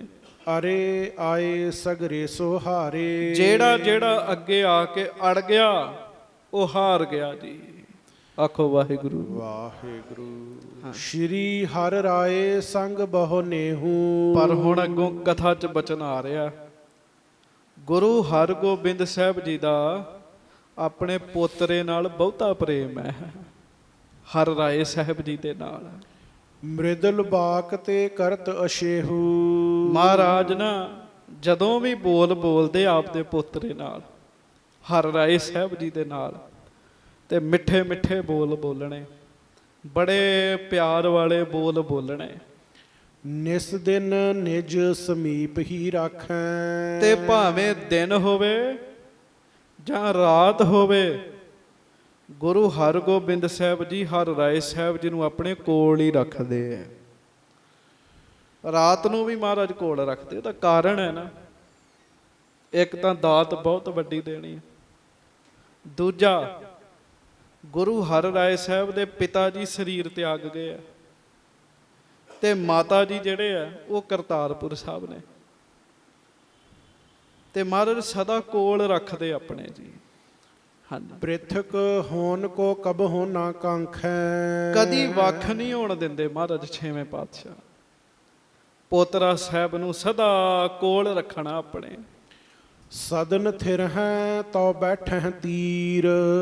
ਜੇ ਮਹਾਰਾਜ ਨੇ ਘਰ ਵਿੱਚ ਬੈਠਣਾ ਨਾ, ਆਖੋ ਵਾਹਿਗੁਰੂ ਵਾਹਿਗੁਰੂ। ਗੁਰੂ ਹਰਗੋਬਿੰਦ ਸਾਹਿਬ ਨੇ ਘਰ ਬੈਠਣਾ ਤੇ ਹਰਿ ਰਾਏ ਸਾਹਿਬ ਜੀ ਨੂੰ ਆਪਣੇ ਲਾਗੇ ਬਿਠਾਉਣਾ ਜੀ। ਜੇ ਕਰ ਚੜ੍ਹੈ ਕਬ ਹੈ ਗੁਰ ਧੀਰ। ਤੇ ਜੇ ਕਦੀ ਮਹਾਰਾਜ ਘੋੜ ਸਵਾਰੀ ਵੀ ਕਰਦੇ, ਘੋੜੇ ਤੇ ਵੀ ਚੜ੍ਹਦੇ, ਹਾਏ ਚੜਾਏ ਕਰ ਸੰਗ ਲਿਜਾਵੇਂ। ਤੇ ਨਾਲ ਦੇ ਘੋੜੇ ਤੇ ਚੜਾ ਕੇ ਨਾਲ ਹੀ ਖੜਦੇ। ਆਖੋ ਵਾਹਿਗੁਰੂ। ਤੇ ਕਈ ਵਾਰੀ ਤਾਂ ਮਹਾਰਾਜ ਗੁਰੂ ਹਰਗੋਬਿੰਦ ਸਾਹਿਬ ਜਿਸ ਘੋੜੇ ਤੇ ਆਪ ਬੈਠੇ ਆ ਨਾ, ਉਸੇ ਘੋੜੇ ਤੇ ਹਰਿ ਰਾਏ ਸਾਹਿਬ ਜੀ ਨੂੰ ਬਿਠਾ ਲੈਣਾ ਜੀ, ਇੱਕੋ ਘੋੜੇ ਤੇ ਜੀ, ਤੇ ਨਾਲ ਲੈ ਕੇ ਜਾਣਾ। ਹਰ ਸਮੇਂ ਗੁਰੂ ਹਰਗੋਬਿੰਦ ਸਾਹਿਬ ਜੀ ਆਪਣੇ ਕੋਲ ਹੀ ਰੱਖਦੇ ਆ। ਹਾਂਜੀ, ਸਿਵਕਾ ਚੜ੍ਹੈ ਤਾਂ ਸਾਥ ਚੜਾਵੇਂ। ਜੇ ਮਹਾਰਾਜ ਪਾਲਕੀ ਸਾਹਿਬ ਤੇ ਸੱਜਦੇ, ਤੇ ਉਸੇ ਪਾਲਕੀ ਸਾਹਿਬ ਦੇ ਵਿੱਚ ਹਰਿ ਰਾਏ ਸਾਹਿਬ ਜੀ ਨੂੰ ਬਿਠਾਉਣਾ ਜੀ। ਆਪਣੇ ਤੋਂ ਵੱਖ ਨਹੀਂ ਕਰਦੇ ਮਹਾਰਾਜ। ਹਾਂਜੀ, ਸਤ ਦਰਵ ਕੂਲ ਸੈਲ ਕੋ ਜਾਏ। ਸਤਲੁਜ ਦਰਿਆ ਦੇ ਕੰਢੇ ਕਦੀ ਕਦੀ ਸੈਰ ਤੇ ਵੀ ਜਾਣਾ ਛੇਵੇਂ ਪਾਤਸ਼ਾਹ ਜੀ ਨੇ। ਕੈ ਸੈਲਨ ਕੇ ਸਿਖਰ ਸਿਧਾਏ। ਤੇ ਕਈ ਵਾਰੀ ਫਿਰ ਪਹਾੜ ਦੀਆਂ ਚੋਟੀਆਂ ਦੇ ਉੱਤੇ ਵੀ ਜਾਣਾ ਮਹਾਰਾਜ ਨੇ। ਹਾਂਜੀ, ਹੇਰਤ ਕਬਹੂ ਕੰਦਰਾ ਵਿਚਰਤ। ਤੇ ਕਦੀ ਕਦੀ ਖੱਡਾਂ ਦੇ ਵਿੱਚ ਵੀ ਜਾਣਾ ਜੀ। ਹਾਂਜੀ, ਸ਼੍ਰੀ ਹਰਿ ਰਾਏ ਸੰਗ ਰਹਿ ਚਿਤ ਕਿਤ। ਤੇ ਮਹਾਰਾਜ ਗੁਰੂ ਹਰਗੋਬਿੰਦ ਸਾਹਿਬ ਜੀ ਹਰਿ ਰਾਏ ਸਾਹਿਬ ਜੀ ਨੂੰ ਸਦਾ ਕੋਲ ਰੱਖ ਰਹੇ ਨੇ ਜੀ। ਗੁਰਸਿੱਖ ਵੀ ਇਸ ਗੱਲ ਦਾ ਧਿਆਨ ਰੱਖ ਰਹੇ ਵੀ ਮਹਾਰਾਜ ਆਪਣੇ ਪਾਸ ਹੀ ਰੱਖ ਰਹੇ ਹੈ। ਹਾਂਜੀ, ਸੁੰਦਰ ਬਸਤ ਅਨਕ ਪਹਿਰਾਵੇਂ। ਫਿਰ ਮਹਾਰਾਜ ਨੇ ਹੁਕਮ ਕੀਤਾ ਵੀ ਇਹਨਾਂ ਦੇ ਬਸਤਰ ਹਮੇਸ਼ਾ ਸਾਫ਼ ਸੁਥਰੇ ਵਧੀਆ ਹੋਣੇ ਚਾਹੀਦੇ ਆ। ਭਾਂਤ ਭਾਂਤ ਭੂਖਨ ਬਿਨਵਾਵੇਂ। ਤੇ ਕਈ ਤਰ੍ਹਾਂ ਦੇ ਗਹਿਣੇ ਵੀ ਮਹਾਰਾਜ ਨੇ ਪਵਾਉਣੇ ਜੀ, ਪਿਤਾ ਵਾਲਾ ਪਿਆਰ ਦੇਣਾ ਜੀ। ਹਾਂਜੀ, ਪਹਿਰਾਵੇਂ ਕਰ ਪ੍ਰੇਮ ਅਨੇਰੇ। ਸ਼ੋਭਤ ਸ਼੍ਰੀ ਹਰਿ ਰਾਏ ਵਡੇਰੇ। ਬੜੇ ਪਿਆਰ ਨਾਲ ਸਭ ਕੁਝ ਪਵਾਉਣਾ। ਤੇ ਹਰਿ ਰਾਏ ਸਾਹਿਬ ਜੀ ਬੜੇ ਫੱਬਦੇ ਜੀ ਸੰਗਤਾਂ ਵਿੱਚ, ਬੜਾ ਆਨੰਦ ਬਣਦਾ ਜੀ। ਹਾਂਜੀ, ਸੂਰਜ ਮਲ ਬੈਠੇ ਬਹੁ ਪਾਸ। ਤੇ ਸਤਿਗੁਰੂ ਜੀ ਦੇ ਸਾਹਿਬਜ਼ਾਦੇ ਬਾਬਾ ਸੂਰਜ ਮਲ ਜੀ ਕਦੀ ਕਦੀ ਉਹ ਵੀ ਮਹਾਰਾਜ ਦੇ ਲਾਗੇ ਬੈਠਦੇ। ਨਾਹੇ ਤਾਂ ਆਪਣੇ ਬਸੈ ਆਵਾਸ। ਨਹੀਂ ਤਾਂ ਉਹ ਆਪਣੇ ਘਰ ਹੀ ਰਹਿੰਦੇ ਜੀ। ਆਖੋ ਵਾਹਿਗੁਰੂ ਵਾਹਿਗੁਰੂ। ਵੀ ਸੰਗਤ ਵਿੱਚ ਘੱਟ ਆਉਂਦੇ, ਬਾਬਾ ਸੂਰਜ ਮਲ ਜੀ ਘਰ ਹੀ ਰਹਿੰਦੇ। ਰੂਹਾਂ ਬਹੁਤ ਵੱਡੀਆਂ ਨੇ, ਘਰ ਬੈਠਿਆਂ ਹੀ ਨਾਮ ਦਾ ਆਨੰਦ ਲੈਂਦੇ ਜੀ। ਕਬ ਕਬ ਆਵਹਿ ਤੇਗ ਬਹਾਦਰ। ਤੇ ਬਿਲਕੁਲ ਕਦੀ ਕਦੀ, ਹੁਣ ਧਿਆਨ ਨਾਲ ਸੁਣਿਓ, ਕਦੀ ਕਦੀ ਪਿਆਰਿਓ ਗੁਰੂ ਤੇਗ ਬਹਾਦਰ ਸਾਹਿਬ ਸੰਗਤ ਵਿੱਚ ਆਉਂਦੇ ਜੀ। ਅਜੇ ਉਹ ਗੁਰਤਾ ਗੱਦੀ ਤੇ ਨਹੀਂ ਬੈਠੇ। ਕਿਸੇ ਨੂੰ ਨਹੀਂ ਪਤਾ ਵੀ ਇਹ ਗੁਰੂ ਬਣਨਗੇ ਆਉਣ ਵਾਲੇ ਸਮੇਂ 'ਚ। ਉਮਰ ਵੀ ਬਹੁਤੀ ਵੱਡੀ ਨਹੀਂ ਹੈ। 6ਵੇਂ ਪਾਤਸ਼ਾਹ ਦੇ ਸਭ ਤੋਂ ਛੋਟੇ ਸਪੁੱਤਰ ਨੇ। ਕਰਹਿ ਸਭਨ ਤੇ ਇਨ ਬਹੁ ਆਦਰ। ਪਰ ਕਮਾਲ ਦੀ ਗੱਲ ਇਹ ਹੈ, ਜਦੋਂ ਗੁਰੂ ਤੇਗ ਬਹਾਦਰ ਸਾਹਿਬ ਸੰਗਤ 'ਚ ਆਉਂਦੇ ਸਨ ਨਾ, ਤੇ ਗੁਰੂ ਹਰਗੋਬਿੰਦ ਸਾਹਿਬ ਉਹਨਾਂ ਦਾ ਸਾਰਿਆਂ ਤੋਂ ਵੱਧ ਸਤਿਕਾਰ ਕਰਦੇ ਜੀ। ਆਖੋ ਵਾਹਿਗੁਰੂ ਵਾਹਿਗੁਰੂ। ਸਭ ਤੋਂ ਵੱਧ ਸਤਿਕਾਰ ਗੁਰੂ ਤੇਗ ਬਹਾਦਰ ਸਾਹਿਬ ਦਾ ਕਰਦੇ। ਹਾਂਜੀ। ਨਹਿ ਬੋਲੇ ਬਹੁ ਧਾਰਹਿ ਮੌਨ। ਤੇ ਮਹਾਰਾਜ ਤੇਗ ਬਹਾਦਰ ਸਾਹਿਬ ਨਹਿ ਬੋਲੇ ਬਹੁ, ਬਹੁਤਾ ਨਹੀਂ ਸੀ ਬੋਲਦੇ, ਬਹੁਤਾ ਨਹੀਂ ਸੀ ਬੋਲਦੇ। ਕਈ ਬੰਦੇ ਨਜਾਇਜ਼ ਹੀ ਬੋਲੀ ਜਾਂਦੇ, ਬੋਲੀ ਜਾਂਦੇ, ਬੋਲੀ ਜਾਂਦੇ, ਬਹੁਤਾ ਨਹੀਂ ਸੀ ਬੋਲਦੇ, ਚੁੱਪ ਰਹਿੰਦੇ ਸਨ ਜੀ। ਹਾਂਜੀ। ਜਗ ਵਿਵਹਾਰ ਨਾ ਜਾਣਹਿ ਕੌਣ। ਤੇ ਇਉਂ ਪ੍ਰਤੀਤ ਹੁੰਦਾ ਸੀ ਵੀ ਜਗਤ ਵਿੱਚ ਕੀ ਹੋਣਾ ਹੈ, ਸੰਸਾਰੀ ਕੰਮਾਂ ਕਾਰਾਂ ਦਾ ਇਹਨਾਂ ਨੂੰ ਕੱਖ ਨਹੀਂ ਪਤਾ ਲੱਗਦਾ। ਤੇ ਮੈਂ ਅੱਗੇ ਵੀ ਬੜੀ ਵਾਰੀ ਬੇਨਤੀ ਕੀਤੀ ਆ, ਗੁਰੂ ਤੇਗ ਬਹਾਦਰ ਸਾਹਿਬ ਪਿਆਰਿਓ ਚੁੱਪ ਰਹਿੰਦੇ ਆ। ਉਹ ਚੁੱਪ ਕਿਉਂ ਰਹਿੰਦੇ ਆ? ਭਾਈ ਗੁਰਦਾਸ ਜੀ ਨੂੰ ਪੁੱਛੋ। ਭਾਈ ਗੁਰਦਾਸ ਜੀ ਦੀ ਖੂਬੀ ਹੈ, ਉਸ ਦਿਨ ਵੀ ਬੇਨਤੀ ਕੀਤੀ ਸੀ, ਉਹ ਉਦਾਹਰਣਾਂ ਬੜੀਆਂ ਦਿੰਦੇ, ਪ੍ਰਮਾਣ ਬੜੇ ਦਿੰਦੇ ਵੀ ਬੰਦੇ ਨੂੰ ਗੱਲ ਸਮਝ ਆ ਜਾਏ। ਉਹ ਕਹਿੰਦੇ ਖਾਲੀ ਮੂੰਹ ਗੱਲਾਂ ਕਰਦਾ ਹੈ, ਪਰ ਪਿਆਰਿਓ ਜਦੋਂ ਮੁੱਖ 'ਚ ਕੁਝ ਛਕਣ ਵਾਲਾ ਪਦਾਰਥ ਆ ਜਾਏ ਨਾ, ਫਿਰ ਗੱਲ ਨਹੀਂ ਹੁੰਦੀ। ਉਹ ਕਹਿੰਦੇ ਭੌਰਾ ਫੁੱਲ ਉੱਤੇ ਬੈਠਣ ਤੋਂ ਪਹਿਲਾਂ ਗੂੰਜਾਂ ਪਾਉਂਦਾ ਹੈ, ਜਦੋਂ ਉਹ ਫੁੱਲ ਦੇ ਉੱਤੇ ਬਹਿ ਜਾਂਦਾ ਹੈ ਨਾ, ਉਹ ਚੁੱਪ ਹੋ ਜਾਂਦਾ ਹੈ। ਤੇ ਭਾਈ ਗੁਰਦਾਸ ਜੀ ਲਿਖਦੇ, ਕਹਿੰਦੇ ਸਿੱਪੀ ਉਹਦਾ ਮੂੰਹ ਖੁੱਲਾ ਹੁੰਦਾ ਹੈ, ਪਰ ਜਦੋਂ ਸਵਾਂਤੀ ਬੂੰਦ ਉਹਦੇ ਵਿੱਚ ਆ ਕੇ ਪੈ ਜਾਂਦੀ, ਉਹਦਾ ਮੂੰਹ ਬੰਦ ਹੋ ਜਾਂਦਾ ਹੈ। ਕਹਿੰਦੇ ਜਿਵੇਂ ਸਿੱਪੀ ਦਾ ਮੂੰਹ ਬੰਦ ਹੋ ਜਾਂਦਾ ਕਿਉਂਕਿ ਸਵਾਂਤੀ ਬੂੰਦ ਹੈ, ਭੌਰਾ ਚੁੱਪ ਹੋ ਗਿਆ ਕਿਉਂਕਿ ਫੁੱਲ ਉੱਤੇ ਬੈਠ ਕੇ ਉਹਨੂੰ ਰਸ ਮਿਲ ਗਿਆ। ਤੇ ਕਹਿੰਦੇ ਆ ਮੂੰਹ ਖਾਲੀ ਸੀ, ਉਹ ਚੁੱਪ ਹੋ ਗਿਆ ਕਿਉਂਕਿ ਅੰਦਰ ਕੁਝ ਖਾਣ ਵਾਲਾ ਚਲੇ ਗਿਆ। ਰੱਬ ਦਾ ਪਿਆਰਾ ਚੁੱਪ ਹੋ ਜਾਂਦਾ, ਇਹ ਨਹੀਂ ਉਹਨੂੰ ਕੁਝ ਪਤਾ ਨਹੀਂ ਹੈ, ਉਹ ਇਸ ਕਰਕੇ ਚੁੱਪ ਹੈ ਕਿਉਂਕਿ ਉਹਦੇ ਅੰਦਰ ਰੱਬ ਦੀ ਯਾਦ ਚਲੇ ਗਈ ਹੈ। ਜਦੋਂ ਪਰਮੇਸ਼ਰ ਦੀ ਯਾਦ ਕਿਸੇ ਦੇ ਹਿਰਦੇ 'ਚ ਜਾਂਦੀ ਹੈ ਨਾ, ਫਿਰ ਉਹ ਆਮ ਬੰਦਿਆਂ ਵਾਂਗੂ ਨਹੀਂ ਰੌਲਾ ਪਾਉਂਦਾ ਫਿਰਦਾ। ਮੈਨੂੰ ਮਾਫ ਕਰਿਓ, ਫਿਰ ਡੀਜੇ ਲਾ ਕੇ ਤੇ ਉਹਦੇ ਕੋਲ ਨੱਚਿਆ ਨਹੀਂ ਤੇ ਜਾਂਦਾ, ਕਿਉਂਕਿ ਅੰਦਰ ਰੱਬ ਦੀ ਯਾਦ ਵਸੀ ਹੋਈ ਹੈ ਜੀ। ਮਹਾਰਾਜ ਗੁਰੂ ਤੇਗ ਬਹਾਦਰ ਸਾਹਿਬ ਚੁੱਪ ਰਹਿੰਦੇ ਆ। ਉਂਝ ਭਾਈ ਸਾਹਿਬ ਲਿਖਦੇ, ਕਹਿੰਦੇ ਕਪਟੀ ਬੰਦੇ ਵੀ ਚੁੱਪ ਹੁੰਦੇ ਚ, ਕਿਉਂਕਿ ਉਹਨਾਂ ਦੀ ਚੁੱਪ ਪਿੱਛੇ ਕਪਟ ਹੁੰਦੀ ਹੈ, ਦਿਲ ਦਾ ਭੇਦ ਨਹੀਂ ਕਿਸੇ ਨੂੰ ਦਿੰਦੇ। ਨਹਿ ਬੋਲੇ ਬਹੁ ਧਾਰਹਿ ਮੌਨ, ਜਗ ਵਿਵਹਾਰ ਨਾ ਜਾਣਹਿ ਕੌਣ। ਕਹਿੰਦੇ ਇਉਂ ਲੱਗਦਾ ਹੈ ਜਿਵੇਂ ਗੁਰੂ ਤੇਗ ਬਹਾਦਰ ਸਾਹਿਬ ਨੂੰ ਜਗਤ ਦੇ ਕੰਮਾਂ ਕਾਰਾਂ ਦਾ ਪਤਾ ਹੀ ਨਹੀਂ ਹੈਗਾ। ਹਾਂਜੀ। ਅੰਤਰ ਬ੍ਰਿਤੀ ਮਸਤ ਕੀ ਨਿਆਈ। ਅੰਤਰਮੁਖੀ ਬਿਰਤੀ ਹੈ, ਐਨ ਮਸਤ ਨੇ ਮਹਾਰਾਜ ਨਾਮ ਰਸ ਵਿੱਚ। ਸਭ ਜਨ ਹੈ ਇਹ ਲਖਹਿ ਨਾ ਕਾਈ। ਤੇ ਲੋਕ ਪਤਾ ਕੀ ਕਹਿੰਦੇ ਆ, ਵੀ ਇਹਨਾਂ ਨੂੰ ਤੇ ਕੱਖ ਨਹੀਂ ਪਤਾ। ਆਖੋ ਵਾਹਿਗੁਰੂ ਵਾਹਿਗੁਰੂ। ਇਹਨਾਂ ਨੂੰ ਕੱਖ ਨਹੀਂ ਪਤਾ। ਹਾਂਜੀ। ਸ਼੍ਰੀ ਹਰਗੋਬਿੰਦ ਹੋਏ ਇਕੰਤ। ਧੰਨ ਗੁਰੂ ਹਰਗੋਬਿੰਦ ਸਾਹਿਬ ਸੱਚੇ ਪਾਤਸ਼ਾਹ ਜਦੋਂ ਕਿਤੇ ਇਕਾਂਤ ਵਿੱਚ ਬੈਠੇ ਹੁੰਦੇ ਨਾ, 6ਵੇਂ ਪਾਤਸ਼ਾਹ, ਕਿਦਾਂ ਬਹੁਤ ਨਰਮ ਹੈ ਭਗਵੰਤ। ਜਾਂ ਮਹਾਰਾਜ ਜਦੋਂ ਬਹੁਤ ਸਿੱਖਾਂ ਵਿੱਚ ਬੈਠੇ ਹੁੰਦੇ ਜੀ। ਹਾਂਜੀ। ਬਾਸਰ 20 25 ਬਿਖੈ, ਜਬ ਚਤ ਹੋਏ ਪਿਤ ਦਰਸ਼ਨ ਪਿਖੈ। ਤੇ ਗੁਰੂ ਤੇਗ ਬਹਾਦਰ ਸਾਹਿਬ ਨਹੀਂ ਕੋਲ ਆਉਂਦੇ ਜੀ, ਇਕਾਂਤ ਚ ਜਾਂਦੇ ਆਪਣੇ ਪਿਤਾ ਜੀ ਦੇ ਕੋਲ, ਲੋਕਾਂ ਵਿੱਚ ਜਾ ਕੇ ਨਹੀਂ ਬੈਠਦੇ। ਤੇ ਇੱਥੇ ਇੱਕ ਗੱਲ ਧਿਆਨ ਰੱਖਿਓ ਪਿਆਰਿਓ, ਜਿਹਦਾ ਪਿਤਾ ਗੁਰੂ ਹਰਗੋਬਿੰਦ ਸਾਹਿਬ ਹੋਵੇ, ਸ਼ਹਿਨਸ਼ਾਹ ਬਾਪ ਹੋਵੇ, ਤੇ ਪੁੱਤ ਨੂੰ ਪਤਾ ਹੈ ਵੀ ਮੈਂ ਸੰਗਤ 'ਚ ਜਾਣਾ ਤੇ ਸੰਗਤਾਂ ਨੇ ਮੈਨੂੰ ਹੱਥਾਂ ਤੇ ਚੁੱਕਣਾ, ਮੇਰੀ ਇੱਜ਼ਤ ਹੋਣੀ ਹੈ, ਮੇਰਾ ਸਤਿਕਾਰ ਹੋਣਾ ਹੈ। ਉਹ ਸਭ ਕੁਝ ਇੱਕ ਪਾਸਾ ਛੱਡ ਕੇ ਇੱਕ ਪਾਸੇ ਹੋ ਜਾਵੇ, ਕਿੱਡੀ ਵੱਡੀ ਗੱਲ ਹੈ ਜੀ। ਮਹਾਰਾਜ ਸੱਚੇ ਪਾਤਸ਼ਾਹ ਬਾਸਰ 20-25 ਵਿਖੇ 20-25 ਦਿਨਾਂ ਤੋਂ ਬਾਅਦ ਜਬ ਚਿਤ ਹੋਏ ਪਿਤ ਦਰਸ਼ਨ ਪਿਖੈ, ਜਦੋਂ ਚਿਤ ਚ ਆਉਣਾ ਫਿਰ ਦਰਸ਼ਨ ਕਰਨ ਆਉਣਾ। ਇੱਕੋ ਘਰ ਚ ਰਹਿਣਾ, ਪਿਓ ਪੁੱਤ ਇੱਕੋ ਘਰ ਚ ਰਹਿੰਦੇ ਆ, ਪਰ 20-25 ਦਿਨ ਮੇਲਾ ਹੀ ਨਹੀਂ ਹੋਣਾ ਜੀ। ਆਖੋ ਵਾਹਿਗੁਰੂ ਵਾਹਿਗੁਰੂ। 20-25 ਦਿਨ ਮੇਲਾ ਹੀ ਨਾ ਹੋਣਾ। ਮਹਾਰਾਜ ਕੋਲ ਸੰਗਤ ਬੈਠੀ ਹੁੰਦੀ ਸੀ ਤੇ ਗੁਰੂ ਤੇਗ ਬਹਾਦਰ ਸਾਹਿਬ ਇਕਾਂਤ ਚੌਂਕੜਾ ਲਾ ਕੇ ਇਕੱਲੇ ਬੈਠੇ ਹੁੰਦੇ ਸੀਗੇ ਜੀ। ਹਾਂਜੀ। ਸਨੈ ਸਨੈ ਚਲ ਪਾਇਨ ਧਰਤ। ਫਿਰ ਜਦੋਂ ਮਹਾਰਾਜ ਗੁਰੂ ਤੇਗ ਬਹਾਦਰ ਸਾਹਿਬ ਤੁਰਦੇ ਆ, ਭਾਈ ਸੰਤੋਖ ਸਿੰਘ ਜੀ ਕਹਿੰਦੇ ਸਹਿਜੇ ਸਹਿਜੇ ਤੁਰਦੇ ਹੈ, ਕਾਲ ਨਹੀਂ ਕਰਦੇ। ਲਾਜ ਸਹਿਤ ਦ੍ਰਿਗ ਨੀਚੇ ਕਰਤ। ਸਦਾ ਲਾਜ ਨਾਲ, ਲੱਜਾ ਦੇ ਨਾਲ, ਨਿਮਰਤਾ ਦੇ ਨਾਲ ਅੱਖਾਂ ਨੀਵੀਆਂ ਹੀ ਰੱਖਦੇ ਆ। ਬਾਬਾ ਦੇਵਾ ਸਿੰਘ ਜੀ ਚੋਲਾ ਸਾਹਿਬ ਵਾਲੇ ਗੁਰਮੁਖ ਪਿਆਰੇ, ਉਹਨਾਂ ਦਾ ਬਚਨ ਮੈਨੂੰ ਗੁਰਮੁਖਾਂ ਨੇ ਸੁਣਾਇਆ, ਚੰਗਾ ਲੱਗਾ ਮੈਂ ਸੁਣਾ ਦੇਣਾ। ਕਈ ਬੰਦੇ ਜਦੋਂ ਤੁਰਦੇ ਆ ਨਾ ਧਿਆਨ ਦਿੰਦੇ ਕੀੜੀਆਂ, ਨਾ ਧਿਆਨ ਦਿੰਦੇ ਕਾਢੇ ਆ, ਮਾਰੀ ਤੁਰੀ ਜਾਂਦੇ ਆ।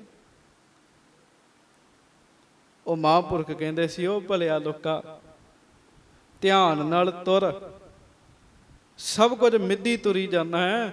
ਇਹਨਾਂ ਦਾ ਵੀ ਘਰ ਪਰਿਵਾਰ ਹੈਗਾ, ਇਹਨਾਂ ਵੀ ਆਪਣੇ ਟੱਬਰ 'ਚ ਜਾ ਕੇ ਰਲਣਾ, ਤੇ ਤੂੰ ਮਾਰੀ ਤੁਰੀ ਜਾਂਦਾ।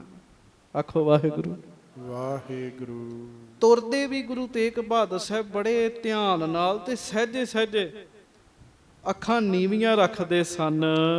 ਗੁਰ ਪਗ ਪੰਕਜ ਬੰਦਹ ਜਾਏ। ਤੇ ਜਦੋਂ ਕਿਤੇ ਗੁਰੂ ਸਾਹਿਬ ਦੇ ਚਰਨਾਂ 'ਚ ਆਉਣਾ ਨਾ ਜੀ, ਆਪਣੇ ਪਿਤਾ ਸਤਿਗੁਰੂ ਜੀ ਨੂੰ ਨਮਸਕਾਰ ਕਰਨੀ, ਹਾਥ ਜੋੜ ਕਰ ਗਰੀਬ ਨਿਵਾਏ। ਹੱਥ ਜੋੜ ਲੈਣੇ ਤੇ ਧਿਆਨ ਨੀਵਾ ਕਰ ਲੈਣਾ ਜੀ। ਸਤਿਗੁਰੂ ਜੀ ਦੇ ਸਾਹਮਣੇ ਚਿਹਰੇ ਵੱਲ ਨਹੀਂ ਦੇਖਣਾ ਜੀ। ਅਸਲ 'ਚ ਉਹਨਾਂ ਨੂੰ ਪਤਾ ਹੈ ਵੀ ਗੁਰੂ ਸਾਹਿਬ ਕਿੰਨੀ ਵੱਡੀ ਤਾਕਤ ਹਨ। ਆਖੋ ਵਾਹਿਗੁਰੂ ਵਾਹਿਗੁਰੂ। ਗੁਰੂ ਤੇਗ ਬਹਾਦਰ ਸਾਹਿਬ ਜੀ ਨੂੰ ਪਤਾ ਪਿਆਰਿਓ, ਇਤਿਹਾਸ 'ਚ ਜ਼ਿਕਰ ਆਇਆ, ਇੱਕ ਦਿਨ ਮਾਂ ਜੀ ਨੇ ਪੁੱਛਿਆ ਸੀ ਗੁਰੂ ਤੇਗ ਬਹਾਦਰ ਸਾਹਿਬ ਜੀ ਨੂੰ, ਲਾਲ ਜੀ ਸਾਰੇ ਪੁੱਤ ਲਾਗੇ ਜਾ ਕੇ ਬਹਿੰਦੇ ਆ ਤੇ ਸੰਗਤਾਂ ਕਹਿੰਦੀਆਂ ਤੁਸੀਂ ਲਾਗੇ ਵੀ ਨਹੀਂ ਬੈਠਦੇ, ਤੁਸੀਂ ਅੱਖਾਂ ਨੀਵੀਆਂ ਕਰਕੇ ਬਹਿ ਜਾਂਦੇ ਹੋ, ਕਿਉਂ?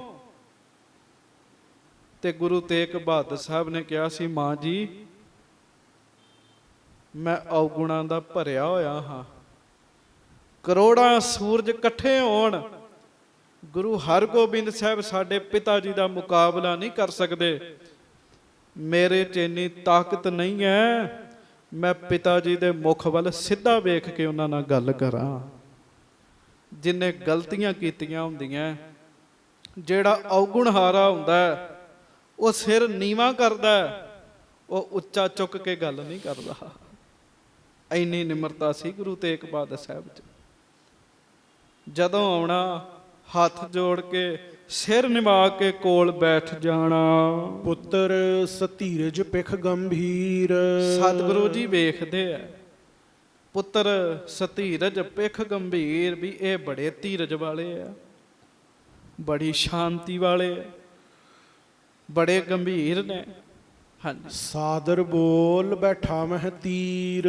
ਤੇ ਮਹਾਰਾਜ ਨੇ ਫਿਰ ਸੰਗਤ ਚੋਂ ਉਠਾ ਕੇ ਨਾ ਪਿਆਰ ਨਾਲ ਆਪਣੀ ਗੱਦੀ ਤੇ ਵੀ ਕਈ ਵਾਰੀ ਬਿਠਾ ਲੈਣਾ। ਆਖੋ ਵਾਹਿਗੁਰੂ ਵਾਹਿਗੁਰੂ। ਆਪਣੇ ਲਾਗੇ ਬਿਠਾਉਣਾ, ਆਪਣੇ ਲਾਗੇ ਜੀ।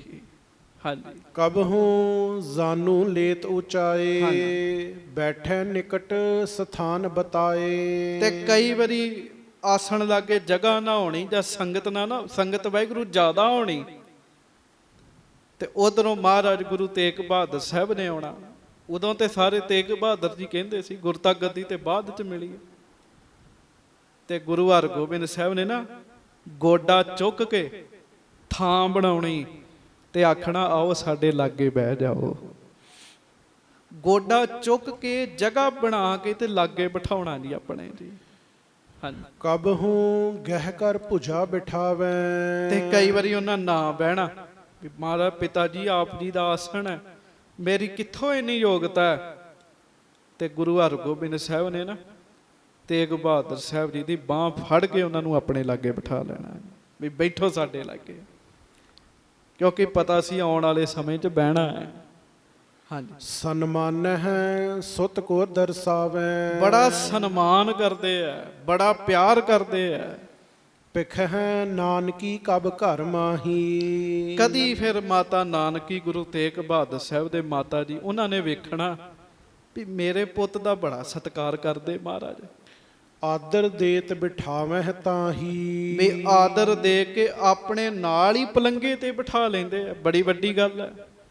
ਹਾਂਜੀ, ਹਿਰਦੈ ਵਿਚਾਰੈ ਇਹ ਸੁਤ ਮੇਰੋ। ਹਿਰਦੇ 'ਚ ਵਿਚਾਰ ਕਰਨੀ ਲਖ ਹੈ ਨਾ ਜਗ ਵਿਵਹਾਰ ਵਡੇਰੋ। ਵੀ ਇਸ ਪੁੱਤਰ ਬਾਰੇ ਤੇ ਲੋਕ ਕਹਿੰਦੇ ਵੀ ਇਹਨਾਂ ਨੂੰ ਪਤਾ ਹੀ ਕੱਖ ਨਹੀਂ ਹੈ, ਇਹਨਾਂ ਨੂੰ ਜਗਤ ਦੇ ਵਿਵਹਾਰ ਪਤਾ ਹੀ ਕੁਝ ਨਹੀਂ ਹੈਗੇ। ਹਾਂਜੀ, ਕਿਹ ਸੋ ਪਿਆਰ ਨਾ ਬੈਠੈ ਬੋਲਹਿ। ਇਹਨਾਂ ਦਾ ਤਾਂ ਪਿਆਰ ਹੀ ਕਿਸੇ ਨਾਲ ਨਹੀਂ ਹੈਗਾ, ਕਿਸੇ ਨਾਲ ਗੱਲਬਾਤ ਵੀ ਨਹੀਂ ਹੈ ਕਰਦੇ। ਨਹੀਂ ਚਤੁਰਮਤ ਏਕਲ ਡੋਲਹਿ। ਬੁੱਧੀ ਚਤੁਰ ਵੀ ਨਹੀਂ ਹੈਗੀ, ਇਕੱਲੇ ਹੀ ਰਹਿੰਦੇ ਆ। ਹਾਂਜੀ, ਘਰ ਮਹਿ ਬੈਠ ਇਕਾਂਕੀ ਰਹਿ। ਘਰ ਵਿੱਚ ਇਕੱਲੇ ਹੀ ਬੈਠੇ ਰਹਿੰਦੇ ਆ। ਕਿਹ ਮਸੰਦ ਸੋ ਮੇਲ ਨਾ ਲਹੈ। ਤੇ ਕਦੀ ਕਿਸੇ ਮਸੰਦ ਨਾਲ ਵੀ ਗੱਲਬਾਤ ਨਹੀਂ ਕੀਤੀ। ਆਖੋ ਵਾਹਿਗੁਰੂ ਵਾਹਿਗੁਰੂ। ਹਾਂਜੀ, ਪੱਖਪਾਤ ਨਾ ਕਾਹੂ ਸੰਗ ਨਾਹੀ। ਕਦੀ ਕਿਸੇ ਨਾਲ ਪੱਖਪਾਤ ਵੀ ਨਹੀਂ ਕੀਤਾ ਵੀ ਮੈਂ ਇਹਦੀ ਪਾਰਟੀ ਦਾ, ਮੈਂ ਇਹਦੀ ਪਾਰਟੀ ਦਾ। ਪੱਖਪਾਤ ਵੀ ਨਹੀਂ ਕੀਤਾ। ਲੈਬੋ ਦੈਬੋ ਕਰੇ ਨਾ ਕਾਹੀ। ਕੋਈ ਲੈਣਾ ਦੇਣਾ ਹੀ ਕਿਸੇ ਨਾਲ ਨਹੀਂ ਹੈਗਾ ਜੀ। ਬੜੀ ਵੱਡੀ ਗੱਲ ਹੈ। ਪਿਤਾ ਸ਼ਹਿਨਸ਼ਾਹ ਗੁਰੂ ਹਰਗੋਬਿੰਦ ਸਾਹਿਬ ਹੋਵੇ ਤੇ ਪੁੱਤ ਦਾ ਕਿਸੇ ਨਾਲ ਲੈਣਾ ਦੇਣਾ ਹੀ ਨਾ ਹੋਵੇ। ਹਾਂਜੀ, ਸ਼੍ਰੀ ਗੁਰ ਦਿੱਤਾ ਜਨ ਹੈ ਸਾਰਾ। ਵੀ ਬਾਬਾ ਗੁਰਦਿੱਤਾ ਜੀ ਘਰ ਦਾ ਬਾਹਰ ਦਾ ਸਾਰਾ ਕੰਮ ਕਰ ਜਾਣਦੇ ਸਨ। ਸਭ ਘਰ ਕੋ ਵਿਵਹਾਰ ਸੰਭਾਰਾ। ਸਾਰੇ ਘਰ ਦੀ ਜ਼ਿੰਮੇਵਾਰੀ ਉਹਨਾਂ ਨੇ ਸੰਭੀ ਹੋਈ ਸੀਗੀ। ਤਿਸ ਕੋ ਭੀ ਆਦਰ ਨਹਿ ਏਤੋ। ਮਮ ਲਗ ਸੁਤ ਕੋ ਠਾਨਤ ਜੇਤੋ। ਪਰ ਮਾਤਾ ਨਾਨਕੀ ਜੀ ਵਿਚਾਰ ਕਰਦੇ ਮਨ ਵਿੱਚ ਮਨਾ, ਗੁਰੂ ਹਰਗੋਬਿੰਦ ਸਾਹਿਬ ਸਤਿਗੁਰੂ ਬਾਬਾ ਗੁਰਦਿੱਤਾ ਜੀ ਦਾ ਵੀ ਇੰਨਾ ਸਤਿਕਾਰ ਨਹੀਂ ਸੀ ਕਰਦੇ ਜਿੰਨਾ ਤੇਗ ਬਹਾਦਰ ਸਾਹਿਬ ਮੇਰੇ ਛੋਟੇ ਪੁੱਤ ਦਾ ਕਰਦੇ ਆ। ਕਿਉਂ ਕਰਦੇ ਆ? ਕੀ ਗੱਲ ਹੈਗੀ ਹੈ? ਹਾਂਜੀ, ਮਮ ਸੁਤ ਕੋ ਆਦਰ ਕਿਉ ਕਰੈ। ਵੀ ਮੇਰੇ ਪੁੱਤਰ ਦਾ ਇੰਨਾ ਆਦਰ ਕਰਨ ਦਾ ਕਾਰਨ ਸਭ ਨੂੰ ਪਤਾ ਹੈ। ਗੁਰੂ ਦੀ ਉਂਗਲ ਵੀ ਹਿੱਲੇ ਤੇ ਕੋਈ ਕਾਰਨ ਹੈ, ਤੇ ਜਿਹਨੂੰ ਬਾਹ ਫੜ ਕੇ ਮਹਾਰਾਜ ਆਪਣੇ ਲਾਗੇ ਬਿਠਾਉਣ ਕੋਈ ਨਾ ਕੋਈ ਕਾਰਨ ਤਾਂ ਹੋਏਗਾ ਨਾ। ਇਹ ਕੁਛ ਭੇਦ ਨਾ ਜਾਣਿਓ ਪਰ। ਮਾਤਾ ਜੀ ਆਪਣੇ ਮਨ 'ਚ ਸੋਚਦੇ ਵੀ ਇਹ ਕੀ ਭੇਦ ਹੈ, ਜਾਣਿਆ ਨਹੀਂ ਜਾਂਦਾ। ਹਿਰਦੈ ਵਿਚਾਰਤ ਦਿਨਨ ਬਿਬੰਤ। ਹਿਰਦੇ 'ਚ ਵਿਚਾਰਦੇ ਰਹਿੰਦੇ ਆ, ਦਿਨ ਲੰਘ ਜਾਂਦੇ ਜੀ। ਬੁਝਹੁ ਕਬਹਿ ਕੰਤ ਭਗਵੰਤ। ਤੇ ਨਾਲੇ ਵਿਚਾਰ ਕਰਦੇ ਵੀ ਕਦੀ ਮੈਂ ਮਹਾਰਾਜ ਨੂੰ ਪੁੱਛਾਂਗੀ, ਆਪਣੇ ਪਤੀ ਪਰਮੇਸ਼ਰ ਨੂੰ ਪੁੱਛਾਂਗੀ। ਇੱਕ ਬਾਸਰ ਸਤਿਗੁਰ ਘਰ ਮਾਹੀ। ਲਓ ਜੀ ਉਹ ਸਮਾਂ ਆ ਗਿਆ।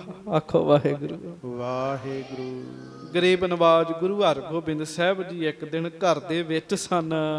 ਬੈਠੀ ਹੁਤੀ ਨਾਨਕੀ ਪਾਹੀ। ਮਾਤਾ ਨਾਨਕੀ ਜੀ ਲਾਗੇ ਆ ਕੇ ਬੈਠ ਗਏ। ਤੇਗ ਬਹਾਦਰ ਤਬ ਚੱਲ ਆਏ। ਉਹਨੇ ਚਿਰ ਨੂੰ ਹੀ ਤੇਗ ਬਹਾਦਰ ਸਾਹਿਬ ਸੱਚੇ ਪਾਤਸ਼ਾਹ ਗੁਰੂ ਹਰਗੋਬਿੰਦ ਸਾਹਿਬ ਜੀ ਦੇ ਕੋਲ ਆ ਗਏ ਜੀ। ਪਿਤ ਗੁਰ ਦਰਸ ਕਰਨ ਲਲਚਾਏ। ਅੰਦਰ ਇੱਕਦਮ ਆਇਆ ਵੀ ਦਰਸ਼ਨ ਕਰੀਏ, ਸੋ ਦਰਸ਼ਨ ਕਰਨ ਲਈ ਆਏ। ਸਾਦਰ ਨਿਕਟ ਬਿਠਾਵਨ ਕੀਨ। ਮਹਾਰਾਜ ਨੇ ਬੜਾ ਹੀ ਸਤਿਕਾਰ ਕੀਤਾ, ਬੜਾ ਹੀ ਪਿਆਰ ਕੀਤਾ, ਆਪਣੇ ਲਾਗੇ ਬਿਠਾਇਆ ਪਲੰਗੇ ਤੇ ਜੀ। ਬੰਦਨ ਕਰਤ ਗਹੀ ਭੁਜ ਪੀਨ। ਜਦੋਂ ਨਮਸਕਾਰ ਕਰ ਰਹੇ ਸਨ ਨਾ ਤੇ ਗੁਰੂ ਹਰਗੋਬਿੰਦ ਸਾਹਿਬ ਜੀ ਨੇ ਤੇਗ ਬਹਾਦਰ ਸਾਹਿਬ ਜੀ ਦੀ ਬਾਹ ਫੜ ਲਈ ਜੀ। ਹਾਂਜੀ, ਬੈਠੇ ਤਰੇ ਬਿਲੋਚਨ ਕਰੇ। ਹਾਂਜੀ, ਪਿਤਾ ਨਿਕਟਨ ਹੈ ਊਚ ਨੇ ਹਰੇ। ਲਾਗੇ ਬਿਠਾ ਲਿਆ ਪਰ ਅੱਖਾਂ ਨੀਵੀਆਂ ਕਰ ਲੀਆਂ। ਨੇਤਰ ਨਹੀਂ ਉੱਚੇ ਕੀਤੇ। ਲਖ ਅਵਕਾਸ਼ ਇਕਾਂਕੀ ਕੰਤ, ਕਰਤ ਨਾਨਕੀ ਸੁਨ ਭਗਵੰਤ। ਸਭ ਤੇ ਲਗੂ ਨੰਦਨ ਇਹ ਮੇਰੋ, ਜਿਸ ਕੋ ਸੂਦ ਸੁਭਾਵ ਵਡੇਰੋ। ਤੇ ਮਹਾਰਾਜ ਸੱਚੇ ਪਾਤਸ਼ਾਹ ਜੀ ਦੇ ਲਾਗੇ ਮਾਤਾ ਨਾਨਕੀ ਜੀ ਬੈਠੇ, ਉਹਨਾਂ ਕਹਿ ਦਿੱਤਾ, ਮਹਾਰਾਜ ਇੱਕ ਗੱਲ ਪੁੱਛਣੀ ਹੈ। ਮਹਾਰਾਜ ਕਹਿੰਦੇ ਦੱਸੋ। ਕਹਿੰਦੇ ਮਹਾਰਾਜ ਇਹ ਸਭ ਤੋਂ ਛੋਟਾ ਪੁੱਤਰ ਹੈ ਮੇਰਾ, ਤੇ ਸੁਭਾਅ ਵੀ ਸਿੱਧਾ ਜਿਹਾ, ਜਿਹੜਾ ਬਹੁਤਾ ਬੋਲੇ ਨਾ ਖੇਡੇ ਨਾ, ਕਹਿੰਦੇ ਤੇ ਸਿੱਧਾ ਹੈਗਾ। ਹਾਂਜੀ। ਪੁੱਤਰ ਆਪ ਕੋ ਅਪਰ ਵਡੇਰੇ। ਬਾਕੀ ਵੀ ਤੁਹਾਡੇ ਪੁੱਤਰ ਹੈਗੇ ਨੇ, ਵੱਡੇ ਬਾਬਾ ਸੂਰਜ ਮੱਲ ਜੀ ਨੇ, ਅਣੀ ਰਾਏ ਜੀ ਨੇ। ਚਿਤ ਜਾਣਤ ਵਿਵਹਾਰ ਕਨੇਰੇ। ਉਹਨਾਂ ਨੂੰ ਕੰਮਕਾਰ ਕਰਨੇ ਵੀ ਆਉਂਦੇ ਆ, ਸੰਸਾਰੀ ਸਾਰੇ।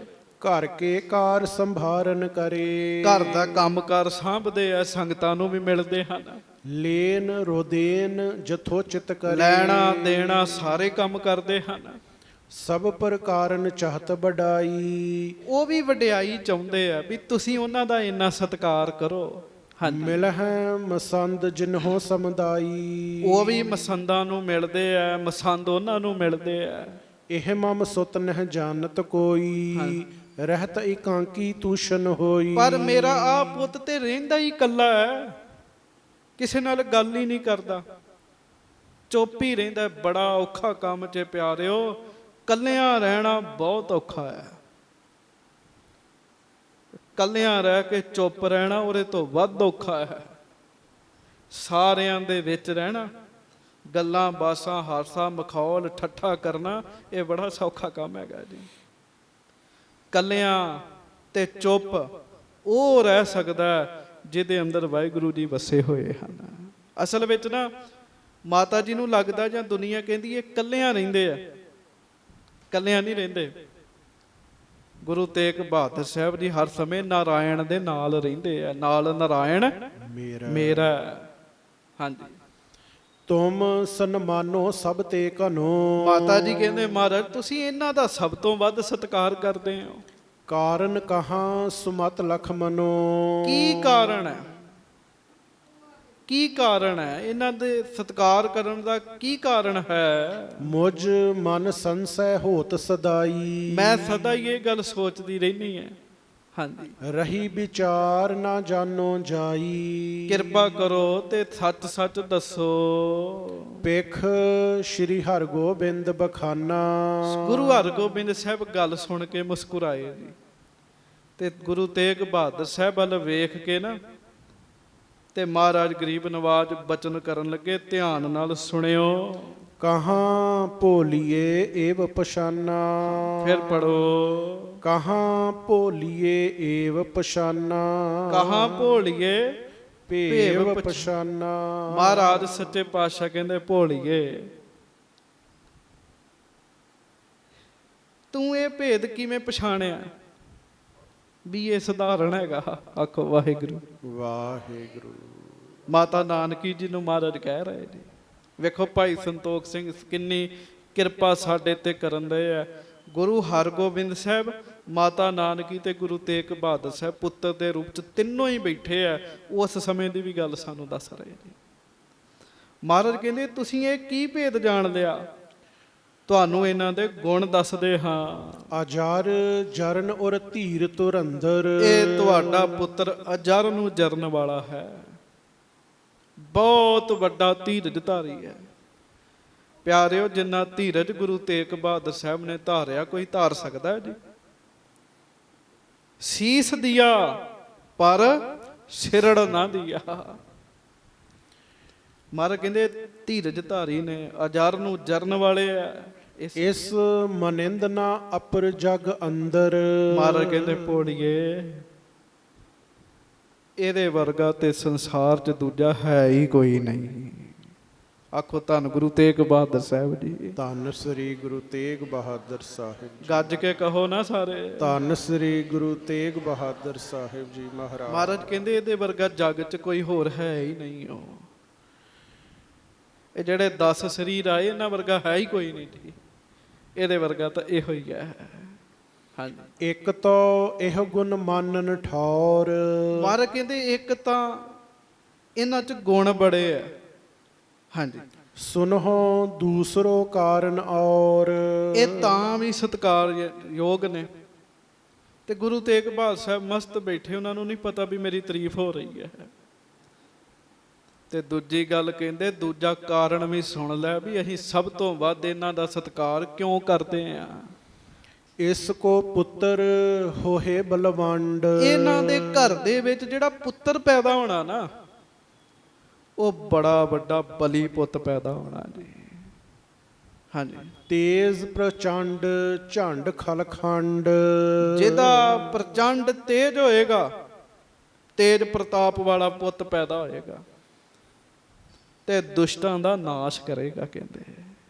ਹਾਂਜੀ। ਰੁੰਡ ਮੁੰਡ ਵੱਡ ਸ਼ਤਰੂ ਬਿਹੰਡ। ਵੈਰੀਆਂ ਦਾ ਰੁੰਡ ਮੁੰਡ ਕਰਕੇ ਨਾਸ਼ ਕਰ ਦਿਆ ਕਰੇਗਾ। ਘਾਲਹ ਸੰਗਰ ਘੋਰ ਕਮੰਡ। ਬੜੀਆਂ ਜੰਗਾਂ ਕਰਨੀਆਂ ਹੀ। ਆਖੋ ਵਾਹਿਗੁਰੂ। ਤੇ ਪਿਆਰਿਓ, 6ਵੇਂ ਪਾਤਸ਼ਾਹ ਨੇ ਕੀਤੀਆਂ 4 ਤੇ 10ਵੇਂ ਪਾਤਸ਼ਾਹ ਨੇ ਕੀਤੀਆਂ 14।